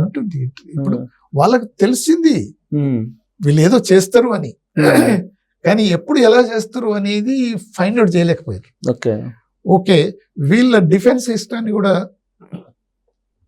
అంటే హైటెక్, దాంతో ఏమైంది, ఇప్పుడు మనం యాంటీ మిసైల్ సిస్టాన్ని పెట్టుకున్నాం. ఇప్పుడు S-300 వాళ్ళ దగ్గర ఉంది, రష్యన్ది. తర్వాత చైనీస్ ఎక్విప్మెంట్ కూడా ఉంది. దీనివల్ల తెలిసింది ఏంటంటే చైనా మొన్నటి వరకు మేము అన్నిట్లో కంపీట్ చేయగలుగుతున్నాము, విల్ డిఫీట్ ఈవెన్ అమెరికాని కూడా 1-2 సార్లు స్టేట్మెంట్లు కొంతమంది ఇచ్చేసారు. కానీ ఈరోజు చూస్తే వాళ్ళు ఇచ్చిన ఎక్విప్మెంట్ వాళ్ళు ఈజీగా న్యూట్రలైజ్ చేయగలిగారు అమెరికన్స్. అంటే ఎవరు superior technologically militarily, American prove చేసుకుంది. సో ఇది ఇప్పుడు ట్రంప్ తీసుకున్న ఏదైతే యాక్షన్ రైడ్ చేయటం, కిడ్నాప్ చేయటం అనేది ఒకటేమో, అప్పుడు వెనిజువేలా ఆయిల్ ఆక్రమించుకోవటం, తర్వాత రిసోర్సెస్ని కబలించడం ఒకటి పెడితే, టెక్నాలజికల్గా కూడా సుపీరియర్ మేమని చైనాకు చూపించనీకి. ఓకే. రష్యాకి ఎప్పుడో చూపించారు వాళ్ళు, ఎందుకంటే యుక్రెయిన్కి అన్ని వాళ్ళు పంపిస్తున్నాయి కాబట్టి. వాడు ఓపెన్గా అన్నాడు కదా, నేను కనుక you don't have any cards, ఓపెన్గా వరల్డ్ ఎదురుగా పబ్లిక్ ప్రెస్లో, you don't have any cards, నేను జావలిన్స్ కనుక ఇవ్వకపోతే నువ్వు రేపే పడిపోతావు. అంతే కదా, యాంటీ ట్యాంక్ మిసైల్స్ అన్ని నేను ఇస్తున్నాను అంటే ఇవన్నీ అక్కడ అవి ఉన్నాయి కాబట్టి ఇంతకాలం వాళ్ళు రెసిస్ట్ చేయగలుగుతున్నారు. సో అక్కడ తెలిసిపోయింది ఇది మన రష్యన్ స్ట్రెంత్ ఎంత ఉన్నది, ఏం చేయాలనేది కొంతవరకు. కానీ ఈ చైనీస్ ఇంత ఇది అంటున్నారు కానీ వాళ్ళ ఎక్విప్మెంట్ ఇక్కడ ఉన్నది కాబట్టి దాన్ని కూడా వాళ్ళు టెస్ట్ చేశారు. చైనా మీద డిపెండ్ అయ్యింది అమెరికా డిపెండ్ ప్రెసెంట్. సరే ఆ గూడ్స్ వేరు.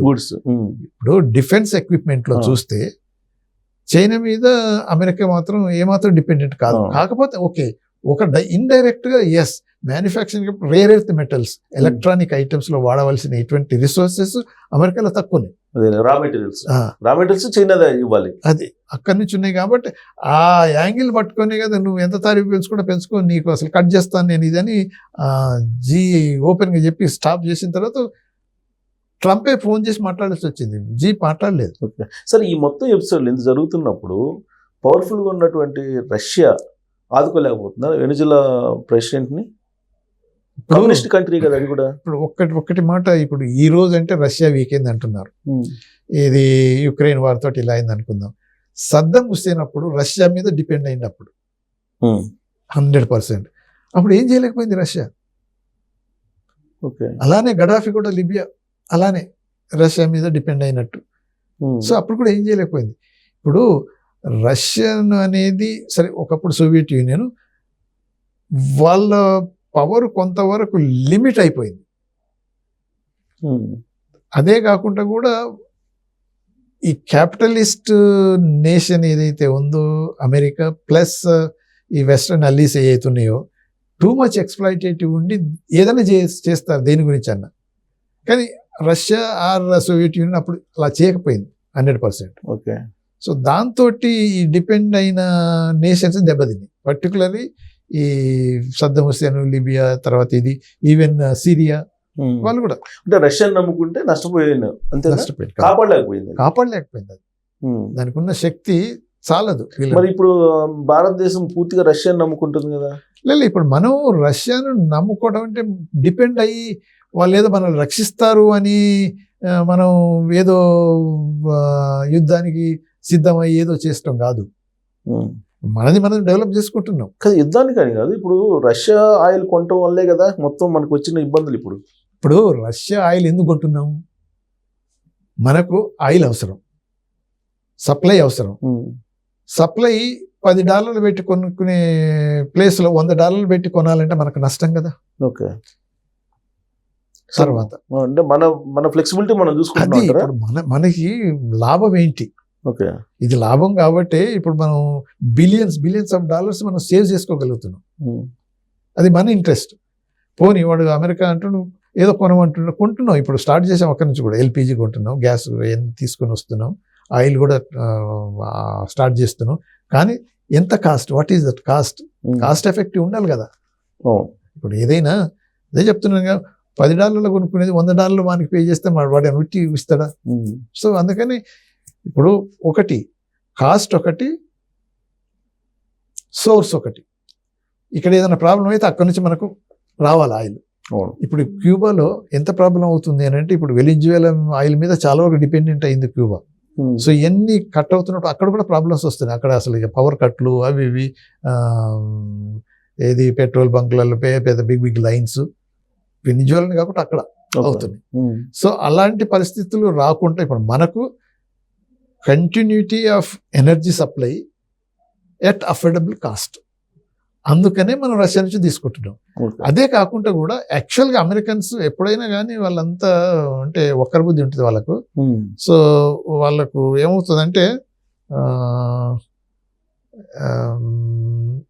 ఎదుటి వానికి ఏమన్నా కానీ నాకు మాత్రం లాభం జరగాలి.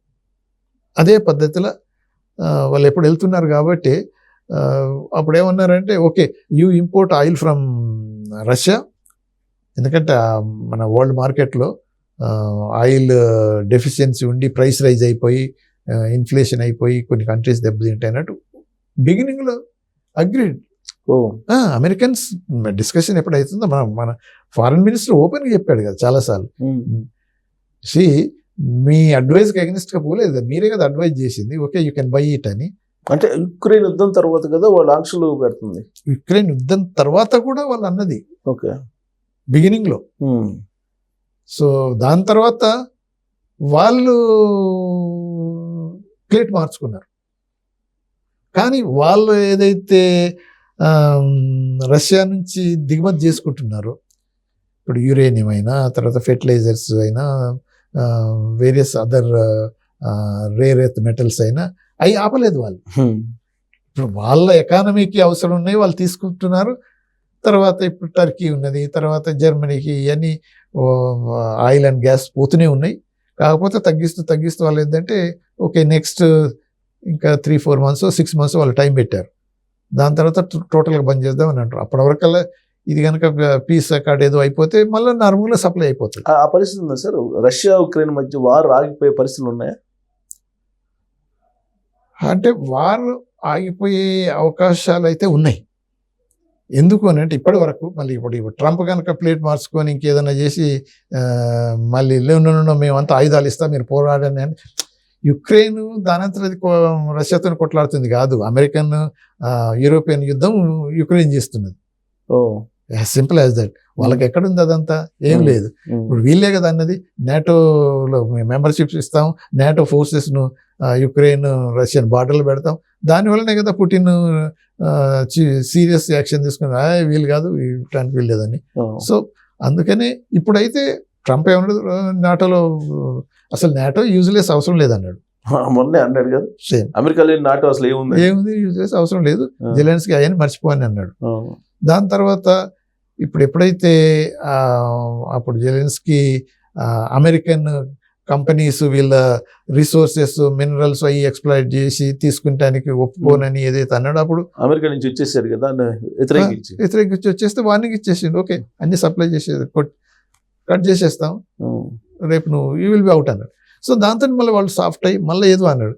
తర్వాత ఇప్పుడు రష్యన్ యుక్రెయిన్ వార్లో ఇప్పుడు మేజర్ హర్డిల్ ఎక్కడొచ్చిందని అంటే, ఓకే రష్యా ఆక్యుపై చేసుకున్న ఏరియా అంతా రష్యాకే ఉండాలి, ప్లస్ ఇంకా దానికి అడ్జసెంట్ ఉన్న కొంత ఏరియా ఏదైతే యుక్రెయినియన్ కంట్రోల్ ఉందో అది కూడా రష్యాకే ఇవ్వాలని పుటిన్ అంటున్నాడు. ఓకే. సో అది కొద్దిగా జస్టిఫైబుల్ కావట్లేదు. సో నువ్వు ఆక్రమించుకున్నా సరే మళ్ళీ మేము తీసుకోలేక, కానీ మా కంట్రోల్ ఉన్నది కూడా మళ్ళీ ఆ కంటిన్యూటీ కావాలి నాకు కానీ తీసుకోవటం అది బాగుండదు అనేది ఉంది. కానీ ఈ కొంత టైంలో పుటిన్ ఏం చేస్తాడంటే, ఈ మీరు అన్నారు కదా అదే వెనిజులాకి ఎందుకు రిస్క్లోకి రాలేదంటే, దాని వెనిజులా కంటే కాన్సన్ట్రేట్ చేసేది ఇప్పుడు యుక్రెయిన్ మీద కాన్సన్ట్రేట్ చేస్తాడు. అందుకని ఇమ్మీడియట్గా మన బొంబార్డ్మెంట్ ఎక్కువ స్టార్ట్ చేశాడు యుక్రెయిన్ మీద. ఓకే. ఏదైతే ఏరియా కావాలనుకుంటాడో అది బలవంతంగానైనా ఆక్రమించుకొని చూసుకుంటాడు. ఓకే. ఇదే ఛాన్స్ అని. దాని తర్వాత ఫైనల్ నెగోషియేషన్ అయిందనుకో రష్యా చేతుల్లోనే ఉంటుంది.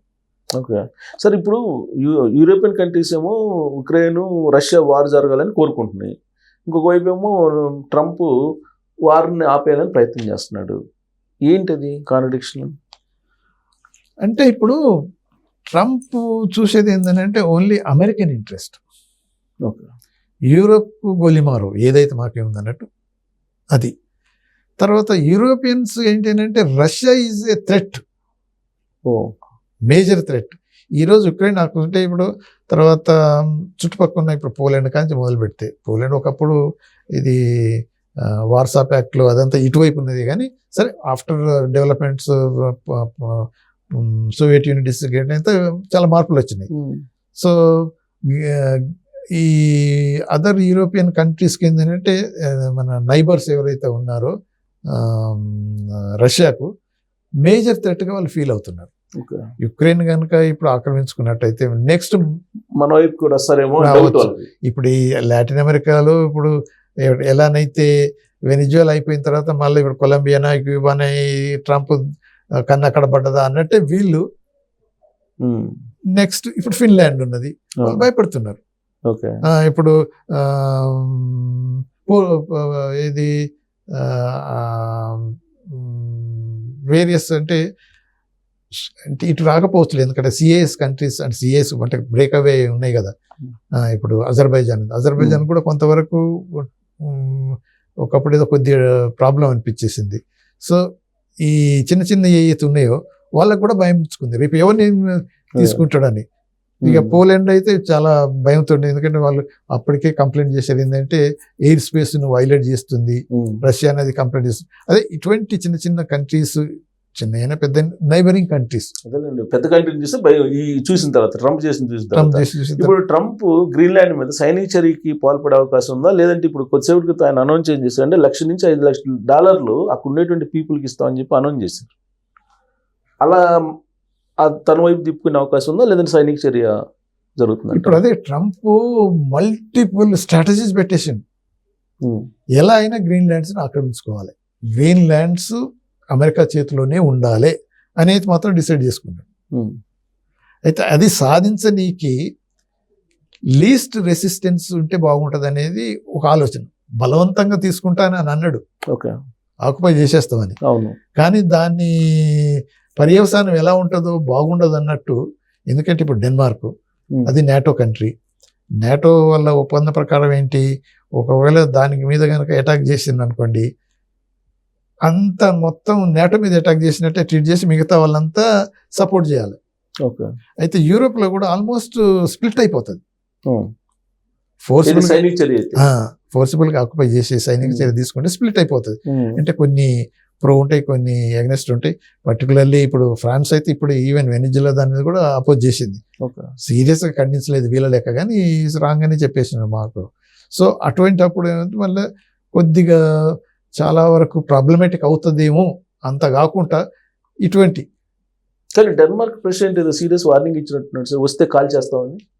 అంటే అదే ఇప్పుడు కాల్ చేయండి అని చెప్పి గ్రీన్లాండ్ వాళ్ళకి సపోర్ట్ చేసినట్టున్నాడు. అదే అంటే ఇప్పుడు ఒకవేళ అటువంటి చర్య మీరు అన్నారు కదా, బై ఫోర్స్ వెనిజువేలా మీద జరిగితే మీరు ఊరుకోవద్దు, విల్ ఫైట్ అన్నట్టు ఓపెన్ స్టేట్మెంట్ అయితే పర్మిషన్ అవసరం లేదు, మీరు డైరెక్ట్ గా అటాక్ చేయండి అని చెప్పి చెప్పినట్టున్నారు.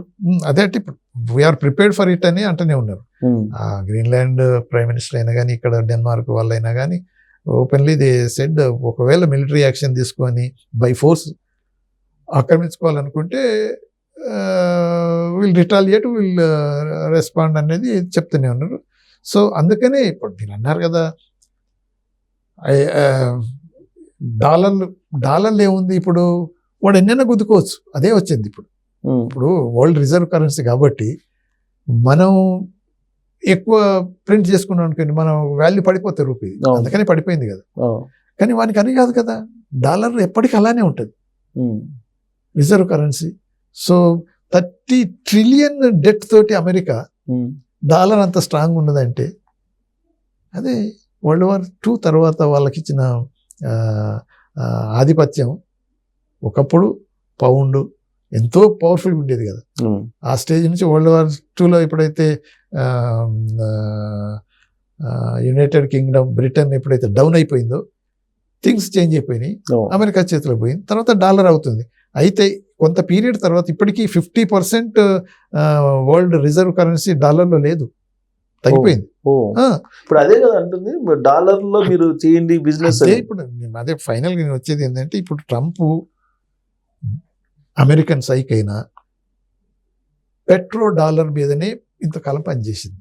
ఓకే, ఈ పెట్రోల్, ఈ ఆయిల్ ఏదంత ఉందో మొత్తం అమ్మకం కొనటం అనేది డాలర్లలోనే జరగాలి, ఇంటర్నేషనల్ ఎక్కడైనా కానీ. అందుకని సౌదీస్ చాలా వరకు అప్పుడు కన్విన్స్ చేసి సౌదీ అరేబియా మొత్తం ఈ పెట్రో డాలర్తో అక్కడే అయింది. కానీ ఇప్పుడు ఏమవుతుందంటే, ఈ వెనిజువేలాకు, ఇప్పుడు రష్యాకైనా వెనిజువేలాకు, చైనాకైనా ఇది డాలర్లో జరగట్లేదు, అంటే బైలేటరల్ జరుగుతుంది. యుఎన్లోనైనా రూబుల్లోనైనా అదే జరుగుతున్నది. మిగతా కంట్రీస్ కూడా డాలర్ కాకుండా బైలేటరల్ వాళ్ళ కరెన్సీలోనే చేంజ్ చేస్తున్నారు. అది జరగకూడదు, అది చాలా నష్టం అవుతుందని, అది main. Oil plus dollar, petro dollar crisis కాకూడదు, ఆ డామినేషన్ ఎప్పటికి ఉండాలి. సో ఇది ఒక ఎగ్జాంపుల్, ఇమీడియట్ గా ఈజియెస్ట్ టార్గెట్ కాబట్టి దీన్ని చేసేసాడు. సో అప్పుడు ఈవెన్ సద్దాం హుస్సేన్ కూడా అప్పుడు ప్రయత్నం చేసిందంటే డాలర్ ప్రాధిక్యత తగ్గించాలి అనుకున్నప్పుడు వాడిని లేపేసారు. సో అది ఇప్పుడు బ్రిక్స్ నుంచి బయట రమ్మంటున్నాడు అందరినీ. బ్రిక్స్ లో ఉన్న కంట్రీస్ అన్నిటి మీద ఆంక్షలు పెడతాను అంటున్నాడు. ఇప్పుడు బ్రిక్స్ ఉంటుందా, అది కూడా స్ప్లిట్ అయిపోతుందా? బ్రిక్స్ ఉంటుంది, ఇంకా స్ట్రాంగ్ అవుతుంది. ఎస్, ఎందుకంటే ఇప్పుడు ట్రంప్ తీసుకున్న చర్యల వల్ల న్యూట్రల్గా ఆలోచించే వాళ్ళని కూడా అపోనెంట్గా తయారు చేసుకుంటున్నాడు. ఓకే, ఇందాక మనం అదే బ్లింకెన్ మాట్లాడినప్పుడు వింటున్నాను కదా, మనము వరల్డ్ సూపర్ పవర్ అనే స్టేజ్లో ఉండి అనుకున్నప్పుడు మనం ఇంటర్నేషనల్ లాను మనమే బ్రేక్ చేస్తున్నాం అనే పర్సెప్షన్ వరల్డ్లో కలిగించకూడదు. ఓకే, పర్టికులర్లీ రష్యన్ షిప్ ట్యాంకర్ని, ఆయిల్ ట్యాంకర్ను సీజ్ చేసినప్పుడు, ఇంటర్నేషనల్ వాటర్లోకి పోయి చేసినప్పుడు, అది అన్నది ఏంటంటే, ఓకే వాళ్ళు వెనిజువేలన్ ఆయిల్ రష్యన్ వాళ్ళు తీసుకెళ్తున్నారు నిజమే. తర్వాత మీరు అన్నట్టు కూడా ఏంటంటే, ఆ షిప్ ఏదైతే ట్యాంకర్ ఉన్నదో ఆ వెనిజువేలన్ ఫ్లాగ్ వదిలిపెట్టి రష్యన్ ఫ్లాగ్ పెట్టుకున్నది, అది ఎప్పుడో జరిగింది. అదంతా ఓకే. అయినా కానీ ఇంటర్నేషనల్ వాటర్లో రష్యన్ రిజిస్టర్డ్ షిప్ మీరు సీజ్ చేయటం అనేది అది ఇంటర్నేషనల్ లాకి అగెనిస్ట్. ఓకే, సో అలా జరగకుండా చూసుకోవాలి, బాధ్యత ఉంటుంది. ఇప్పుడు ఇలాంటి ఇంటర్నేషనల్ ఇష్యూస్ వచ్చినప్పుడు ఎవరు ట్యాకిల్ చేసి ఎవరు దీనికి సార్ట్అవుట్ చేయాలి సార్? మంచి ప్రశ్న వేశారు సుబ్బారావు గారు. వరల్డ్ వార్ 2 తర్వాత ఇటువంటి ఇంటర్నేషనల్ క్రైసిస్ ప్రివెంట్ చేయనీకి, ఒకవేళ జరిగితే సాల్వ్ చేయనీకి, ఒక విధమైన సమాధానం చేకూర్చుకోనికి యునైటెడ్ నేషన్స్ ఏర్పడ్డది. ఏదైనా ఇష్యూ దాంట్లో యునైటెడ్ నేషన్స్లో జనరల్ అసెంబ్లీని అన్ని కంట్రీస్ మెంబర్స్ పెట్టి, తర్వాత యుఎన్ఎస్సి సెక్యూరిటీ కౌన్సిల్ పెట్టారు. ఆ సెక్యూరిటీ కౌన్సిల్ అన్ఫార్చునేట్గా ఈ 5 పవర్స్ ఏవైతున్నాయో పర్మనెంట్ 5 అని పెట్టుకొని అబ్సల్యూట్ పవర్స్, వీటో పవర్స్ పెట్టుకున్నారు. 5 అమెరికా, రష్యా, ఫ్రాన్స్, తర్వాత చైనా, గ్రేట్ బ్రిటన్. అంటే 3 ఫ్రాన్స్, గ్రేట్ బ్రిటన్, బ్రిటిష్ వాళ్ళు అక్కడ ఉన్నాయి. తర్వాత ఇప్పుడు అమెరికా 3 ఉన్నారు, చైనా, రష్యా ఇక్కడ ఉన్నారు.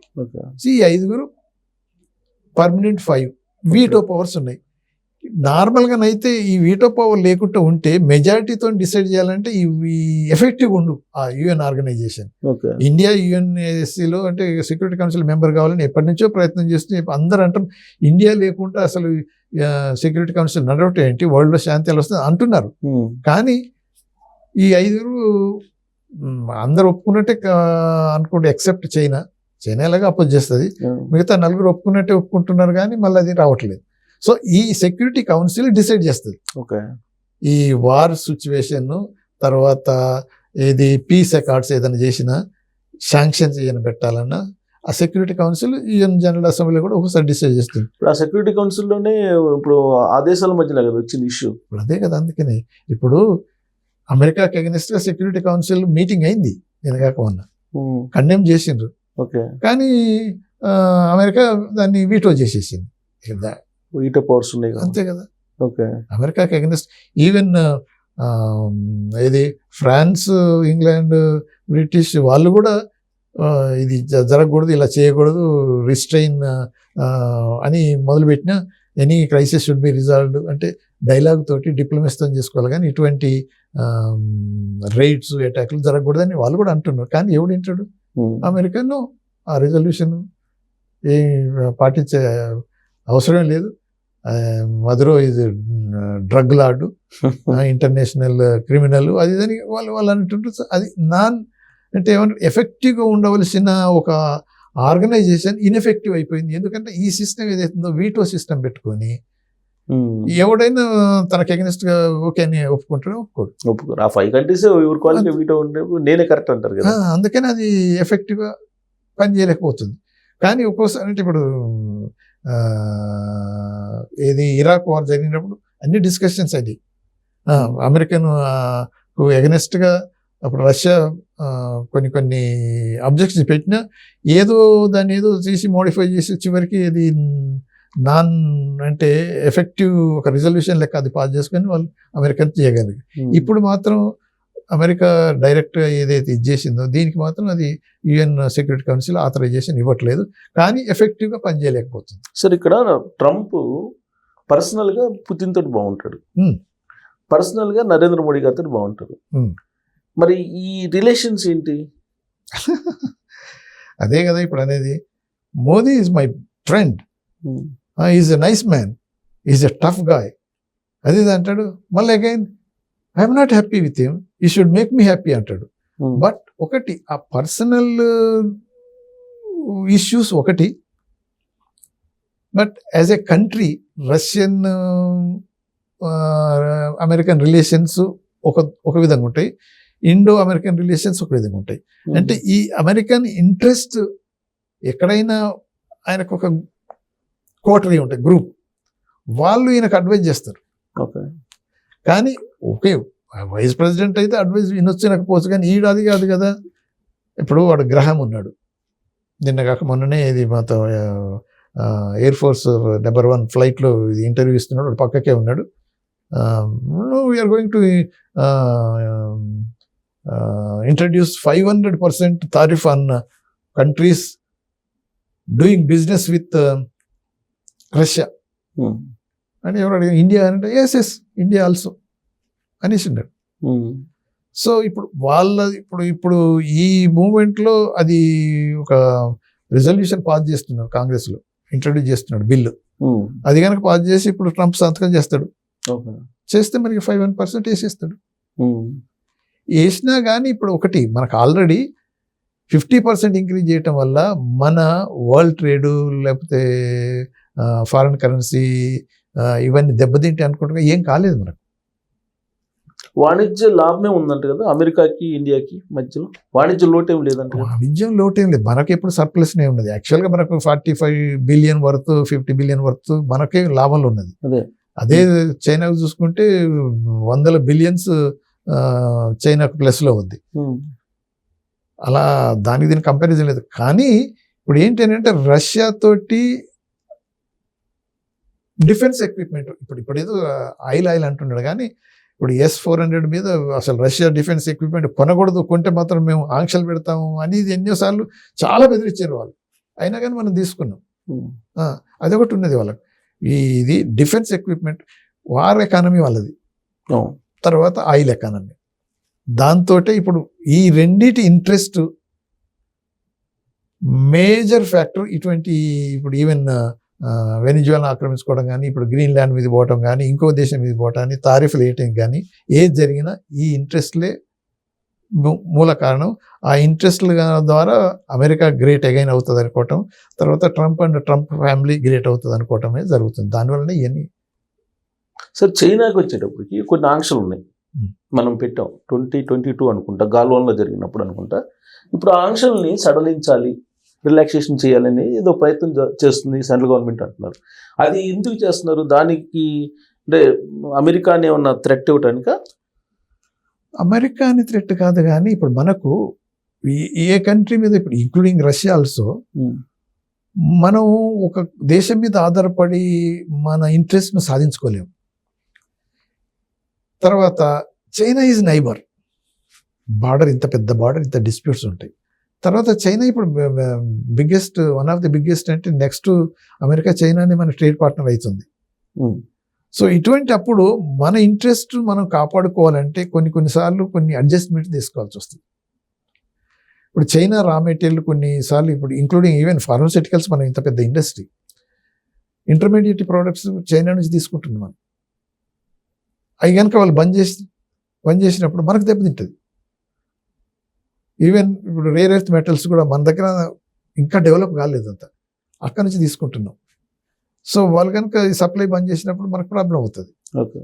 సో ఇవన్నీ కూడా దృష్టిలో పెట్టుకొని మనం కూడా డెవలప్ కావాలంటే కొన్నిసార్లు, అదే ఎప్పటికీ చైనా అంటుంది బార్డర్ టెన్షన్స్ ఉంటాయి, but let us have trade relations నార్మల్గా పెట్టుకోవాలి, అది ఇదని చాలా మేము ఇన్వెస్ట్ చేస్తాం వాళ్ళని వచ్చిండ్రు.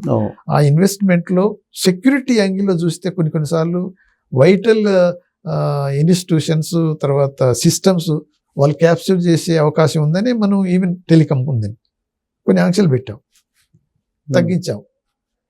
కాకపోతే ఏంటంటే వాళ్ళ టెక్నాలజీ కూడా మనం డెవలప్ అవుతుంది కాబట్టి వాళ్ళ ఇన్వెస్ట్మెంట్ను పూర్తిగా స్టాప్ చేయడం వల్ల మనకు నష్టం అవుతుంది.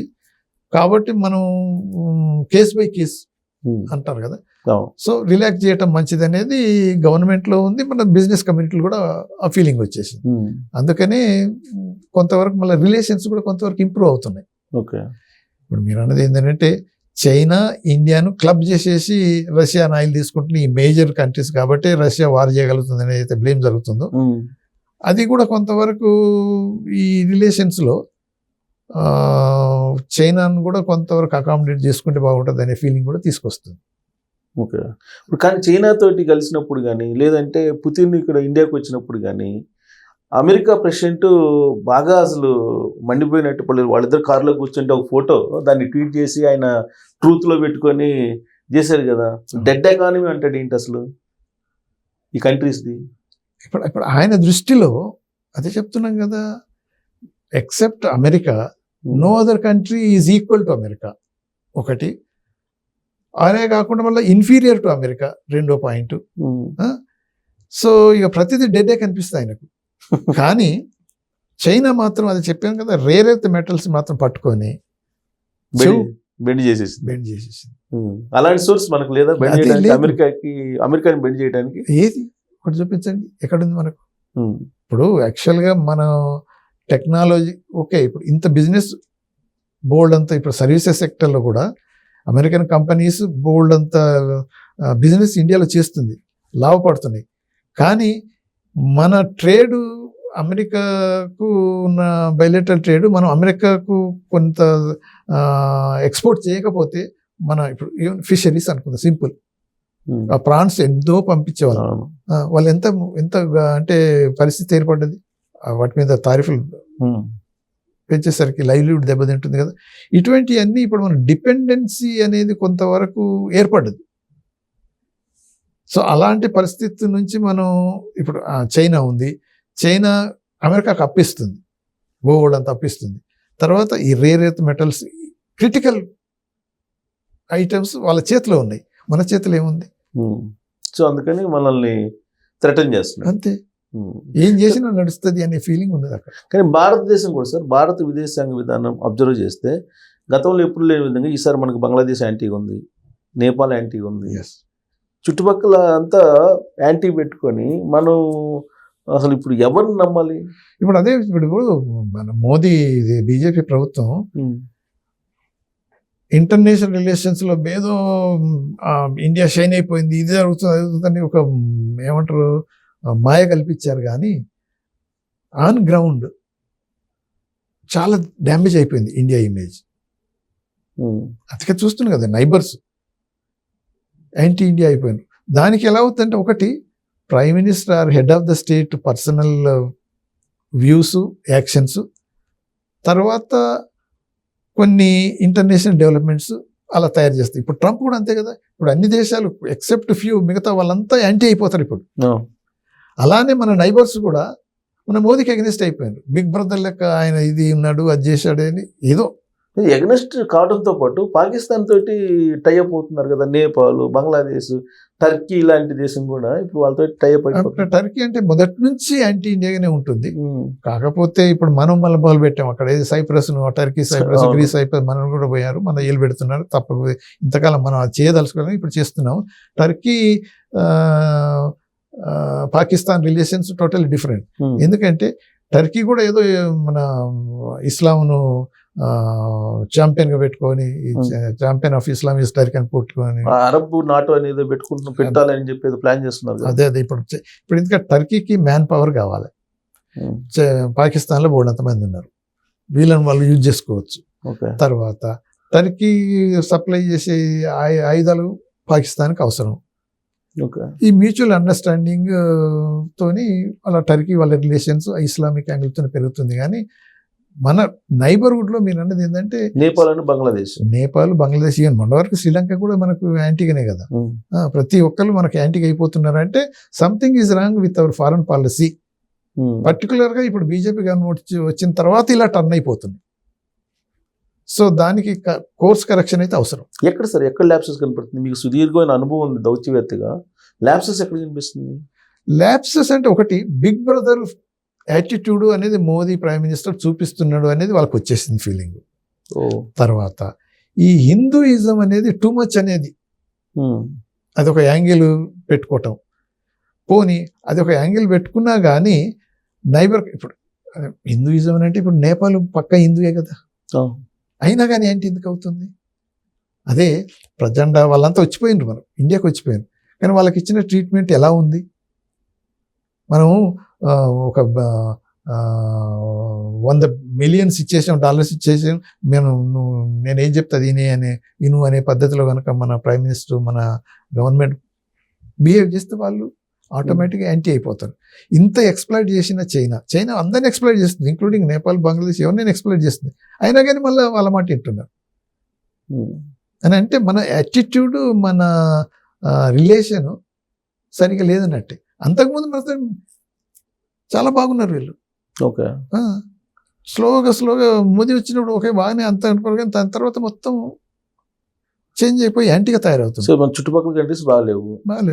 ఇస్లామిక్ కంట్రీస్ ఏమో వాళ్ళు అరబ్ నాటో అంటున్నారు, వాళ్ళేమో ఆల్రెడీ నాటో ఉంది. ఇప్పుడు ఒకవేళ కంట్రీ 2 భాగాలకు విడిపోయింది అనుకోండి, మనం ఎటుండాలి? మనం మొదటి నుంచి కంట్రీ అంటున్నా వరల్డ్ కనుక ఇప్పుడైతే డివైడ్ అయిపోయి 2 గ్రూప్స్గా పోయినప్పుడు మనం మొదటి నుంచి కూడా అదే అంటాం, నాన్ అలైన్మెంట్ అనే పద్ధతి ఏదైతే ఉందో, ఈ గ్రూప్ కాదు ఆ గ్రూప్ కాదు, మేము ఎక్కడ ఉండము, ఇండిపెండెంట్ పాలసీ మాది అని మొదలు పెట్టుకుంటున్నాం. అలానే ఉంటుంది. అందుకనే కదా బోత్ సైడ్స్ నుంచి మంచి రిలేషన్స్ ఉండాలని అమెరికా తోటి మంచి రిలేషన్తో ఉంటున్నాం, రష్యా తోటి కూడా మంచి రిలేషన్స్ ఉంటున్నాం. సో ఇప్పుడు మనం ఒక గ్రూప్లో చేరి, మీరు అన్నారు కదా ఎందుకు సైలెంట్గా ఉన్నది, అమెరికాను ఎందుకు క్రిటిసైజ్ చేయలేదు, కండెమ్ చేయలేదు అంటే, చేయటం వల్ల మనకు నష్టం. ఇప్పుడు ఏ కంట్రీ అయినా డిప్లొమసీ ఎలా ఉంటుంది అంటే కంట్రీస్ ఇంట్రెస్ట్ ఇంపార్టెంట్. అందుకని ఒక సింపుల్ మాట చెప్తామంటే, in diplomacy there are no permanent friends, there are no permanent foes or enemies. So national interest is permanent. So దాన్ని మనం ఎలా సాధించుకోవాలి? ఇప్పుడు వాడు మునీరు సరిగా జనరల్ ఏదో ముల్లా లెక్క ఉంటాడు కదా, వాడు ఎంత డిప్లొమాటిక్గా చేసి 2 కంట్రీస్ చైనాను అమెరికాను ఇద్దరిని బ్యాలెన్స్ చేసుకుంటున్నాడు. అవి 2 మళ్ళా క్వైట్ ఆపోజిట్. చూడండి, వార్ టైంలో అంటే ఇప్పుడు మన ఆపరేషన్ సింధూర్ టైంలో అమెరికా వానికి హెల్ప్ చేసింది, చైనా వాళ్ళకు ఆయుధాలే ఇచ్చేసింది, ఇంటెలిజెన్స్ అంతా ఇచ్చేసింది అని అంటే అది చాకచక్యంతో. సరే వాడు ఏం చేసినప్పుడు హుజూర్ అని సలాం కొట్టి ట్రంప్ వెంటబడి వాళ్ళ వ్యాన్స్ వైస్ ప్రెసిడెంట్ వెంటబడి ఎన్ని చేసినా అది మిలిటరీ స్ట్రెంత్ కాబట్టి ఇక్కడ వైపు నుంచి మిలిటరీ స్ట్రెంత్ ఉంది కాబట్టి ఒకవేళ అతను సేవ్ కోసం అతను చేసుకున్నాడు ఏదో ఒక చేసిండు కానీ వాని కంట్రీ ఇంట్రెస్ట్ మాత్రం కాపాడుకోగలిగాడు. సో మనం కూడా ఫర్ ఎగ్జాంపుల్ అదే చెప్తున్నాం కదా, ట్రంప్ వాడు కావాలి నోబెల్ ప్రైజ్ కానీ ఇంత కష్టపడుతున్నప్పుడు సరే మొదటిసారి ఏదో ఈ ఆపరేషన్ సింధూర్లో నేనే ఇంటర్వ్యూని వరల్డ్ వార్ ఆపాను అంటే న్యూక్లియర్ వార్ ఆపాను అది చెప్పిన అది బోకస్ అనుకోండి. కానీ ఇజ్రాయెల్ హమాస్ దగ్గర జరిగినప్పుడు అప్పుడు we missed a point. Okay, అప్పుడు ఏమైతే Trump is great, actually achieved peace in the Middle East and then సంవత్సరాల తరబడి వాడంటారు వేల సంవత్సరాలు, వాడికి ఎంత బుర్ర తక్కువ కానీ ఎవడైనా కానీ ఓకే, ఇంత లాంగ్ పెండింగ్ ఇష్యూను ట్రంప్ సాల్వ్ చేయడానికి ప్రయత్నం చేసినప్పుడు సక్సీడ్ అయ్యాడు అంటే ఖుషి అయిపోయాడు. అది మనం చేయలేదు, అందుకే నన్ను సంతోష పెట్టలేదు అన్నాడు అంతే. యాక్చువల్ ఓపెన్ గా అన్నాడు. ఇక అంత ఓపెన్ గా అంటే you should make me happy అన్నాడు. అంటే ఏమంటాం అంటే కొన్నిసార్లు మనం మిస్ అవుతున్నాం, దానివల్ల మనకు నష్టమే ఉండదు, వాని ఈగో సాటిస్ఫై అది. సో అక్కడ దెబ్బతింటుంది. సార్ మీరు ఆస్ట్రాడామస్ తర్వాత ఈ బాబా వంగ నమ్ముతారా? సరిగా కొంతమంది ఎలా ఉంటారు అని అంటే యూ కెన్ ప్రొఫెస్ ఎనీథింగ్. అదేమవుతుంది, ఒక రాయేసి తలిగింది అనుకో టేక్ క్రెడిట్, మిస్ అయింది అనుకో ఏమో జరిగిపోయిందంట. అంటే బాబా వంగ ఆస్ట్రాడామస్ చెప్పిన వరల్డ్ ట్రేడ్ సెంటర్ మీద దాడి జరగటం ఇవన్నీ కరెక్ట్ అయినాయి, 2026లో ఖచ్చితంగా వాళ్ళు చెప్పిన దాని ప్రకారం వరల్డ్ వార్ రాబోతుంది అనేది మొత్తం సోషల్ మీడియా గత 2 మూడు నుంచి బొమ్మాడి చేస్తుంది. కానీ నేను అవన్నీ నమ్మను. కాకపోతే ఏంటంటే ఒక్కోసారి ఈ డెవలప్మెంట్స్ను అనలైజ్ చేసి ఫోర్కాస్ట్ చేసి అంటే శక్తి ఆర్ జ్ఞానం ఆర్ నాలెడ్జ్ వాట్ ఎవర్ ఉంటుంది కొంతమందికి ఉంటుంది, కానీ అన్నిసార్లు అవి అలా సక్సెస్ కాదు. ఓకే, ఇక అలా అంటే ఇక ఎన్నో ప్రిడిక్షన్స్ ఎన్నో ఈ ప్రొఫెసీస్ వచ్చినాయి, కానీ పరిస్థితులు ఏంటంటే దానికి దారి తీసే అవకాశం ఉన్నది. సార్ న్యూక్లియర్ వార్ రావటం థర్డ్ వరల్డ్ వార్ అంటే ఇక థర్డ్ వరల్డ్ వార్ కనుక వచ్చేస్తే న్యూక్లియర్ వార్ అవుతుంది, డిస్ట్రక్షన్ ఎక్కువ అవుతుంది. అంటే ఇప్పుడు ట్రంప్ ఇదే దూకుడుగా వ్యవహరిస్తే పుతిన్ కూడా వచ్చేస్తాడు. తప్పదు మరి, ఎందుకనంటే ఇప్పుడు వెనిజువలా అనేది ఒకటే కాదు, ఇరాన్ మీద అటాక్ చేస్తా అంటున్నాడు. ఇప్పుడు ఇరాన్కు మన చైనా రష్యా వల్ల సపోర్ట్ అయితే ఉంటుంది. తర్వాత ఇప్పుడు లాటిన్ అమెరికా కంట్రీస్లో అంతా ఇక మళ్ళా కనుక ఎక్కువ చేస్తే ఇప్పుడు నేను అనుకునేది ఏంటంటే వాళ్ళందరినీ బెదిరిస్తున్నాడు, కానీ ట్రంప్ మిడ్ టర్మ్ ఎలక్షన్ అయ్యేదాకా అటువంటి మేజర్ స్టెప్ అయితే తీసుకోడు. ఓకే, అప్పుడే వాళ్ళ రిపబ్లికన్ పార్టీ అంతా ఎగనిస్ట్ అయిపోతుంది. చాలా మంది మళ్ళీ గెలుస్తామా లేదని భయం పుచ్చుకుంటుంది, కాబట్టి ట్రంప్ను కంట్రోల్ చేయాలని ఆల్రెడీ డిస్కషన్స్ అవుతున్నాయి. సరే ఇప్పుడు కొన్నిసార్లు ట్రంప్ వేరే ఈవెన్ హార్డ్ కోర్ ఫాలోయర్స్ కూడా లెక్క చేయట్లేడు, బట్ ఎలక్షన్ దగ్గర ఉన్నది కాబట్టి కొంతవరకు రిస్ట్రైన్ జరుగుతుంది. ఒకవేళ మిడ్ టర్మ్ ఎలక్షన్లో ట్రంప్ కనుక మళ్ళీ రిపబ్లికన్ క్యాండిడేట్స్ కనుక గెలిపించగలిగితే వాడు ఏదనుకుంటే అది చేస్తాడు, including war, third world war. So Republicans గెలవకూడదని మనందరం కోరుకోవాలి. అంతే. Thank you very much.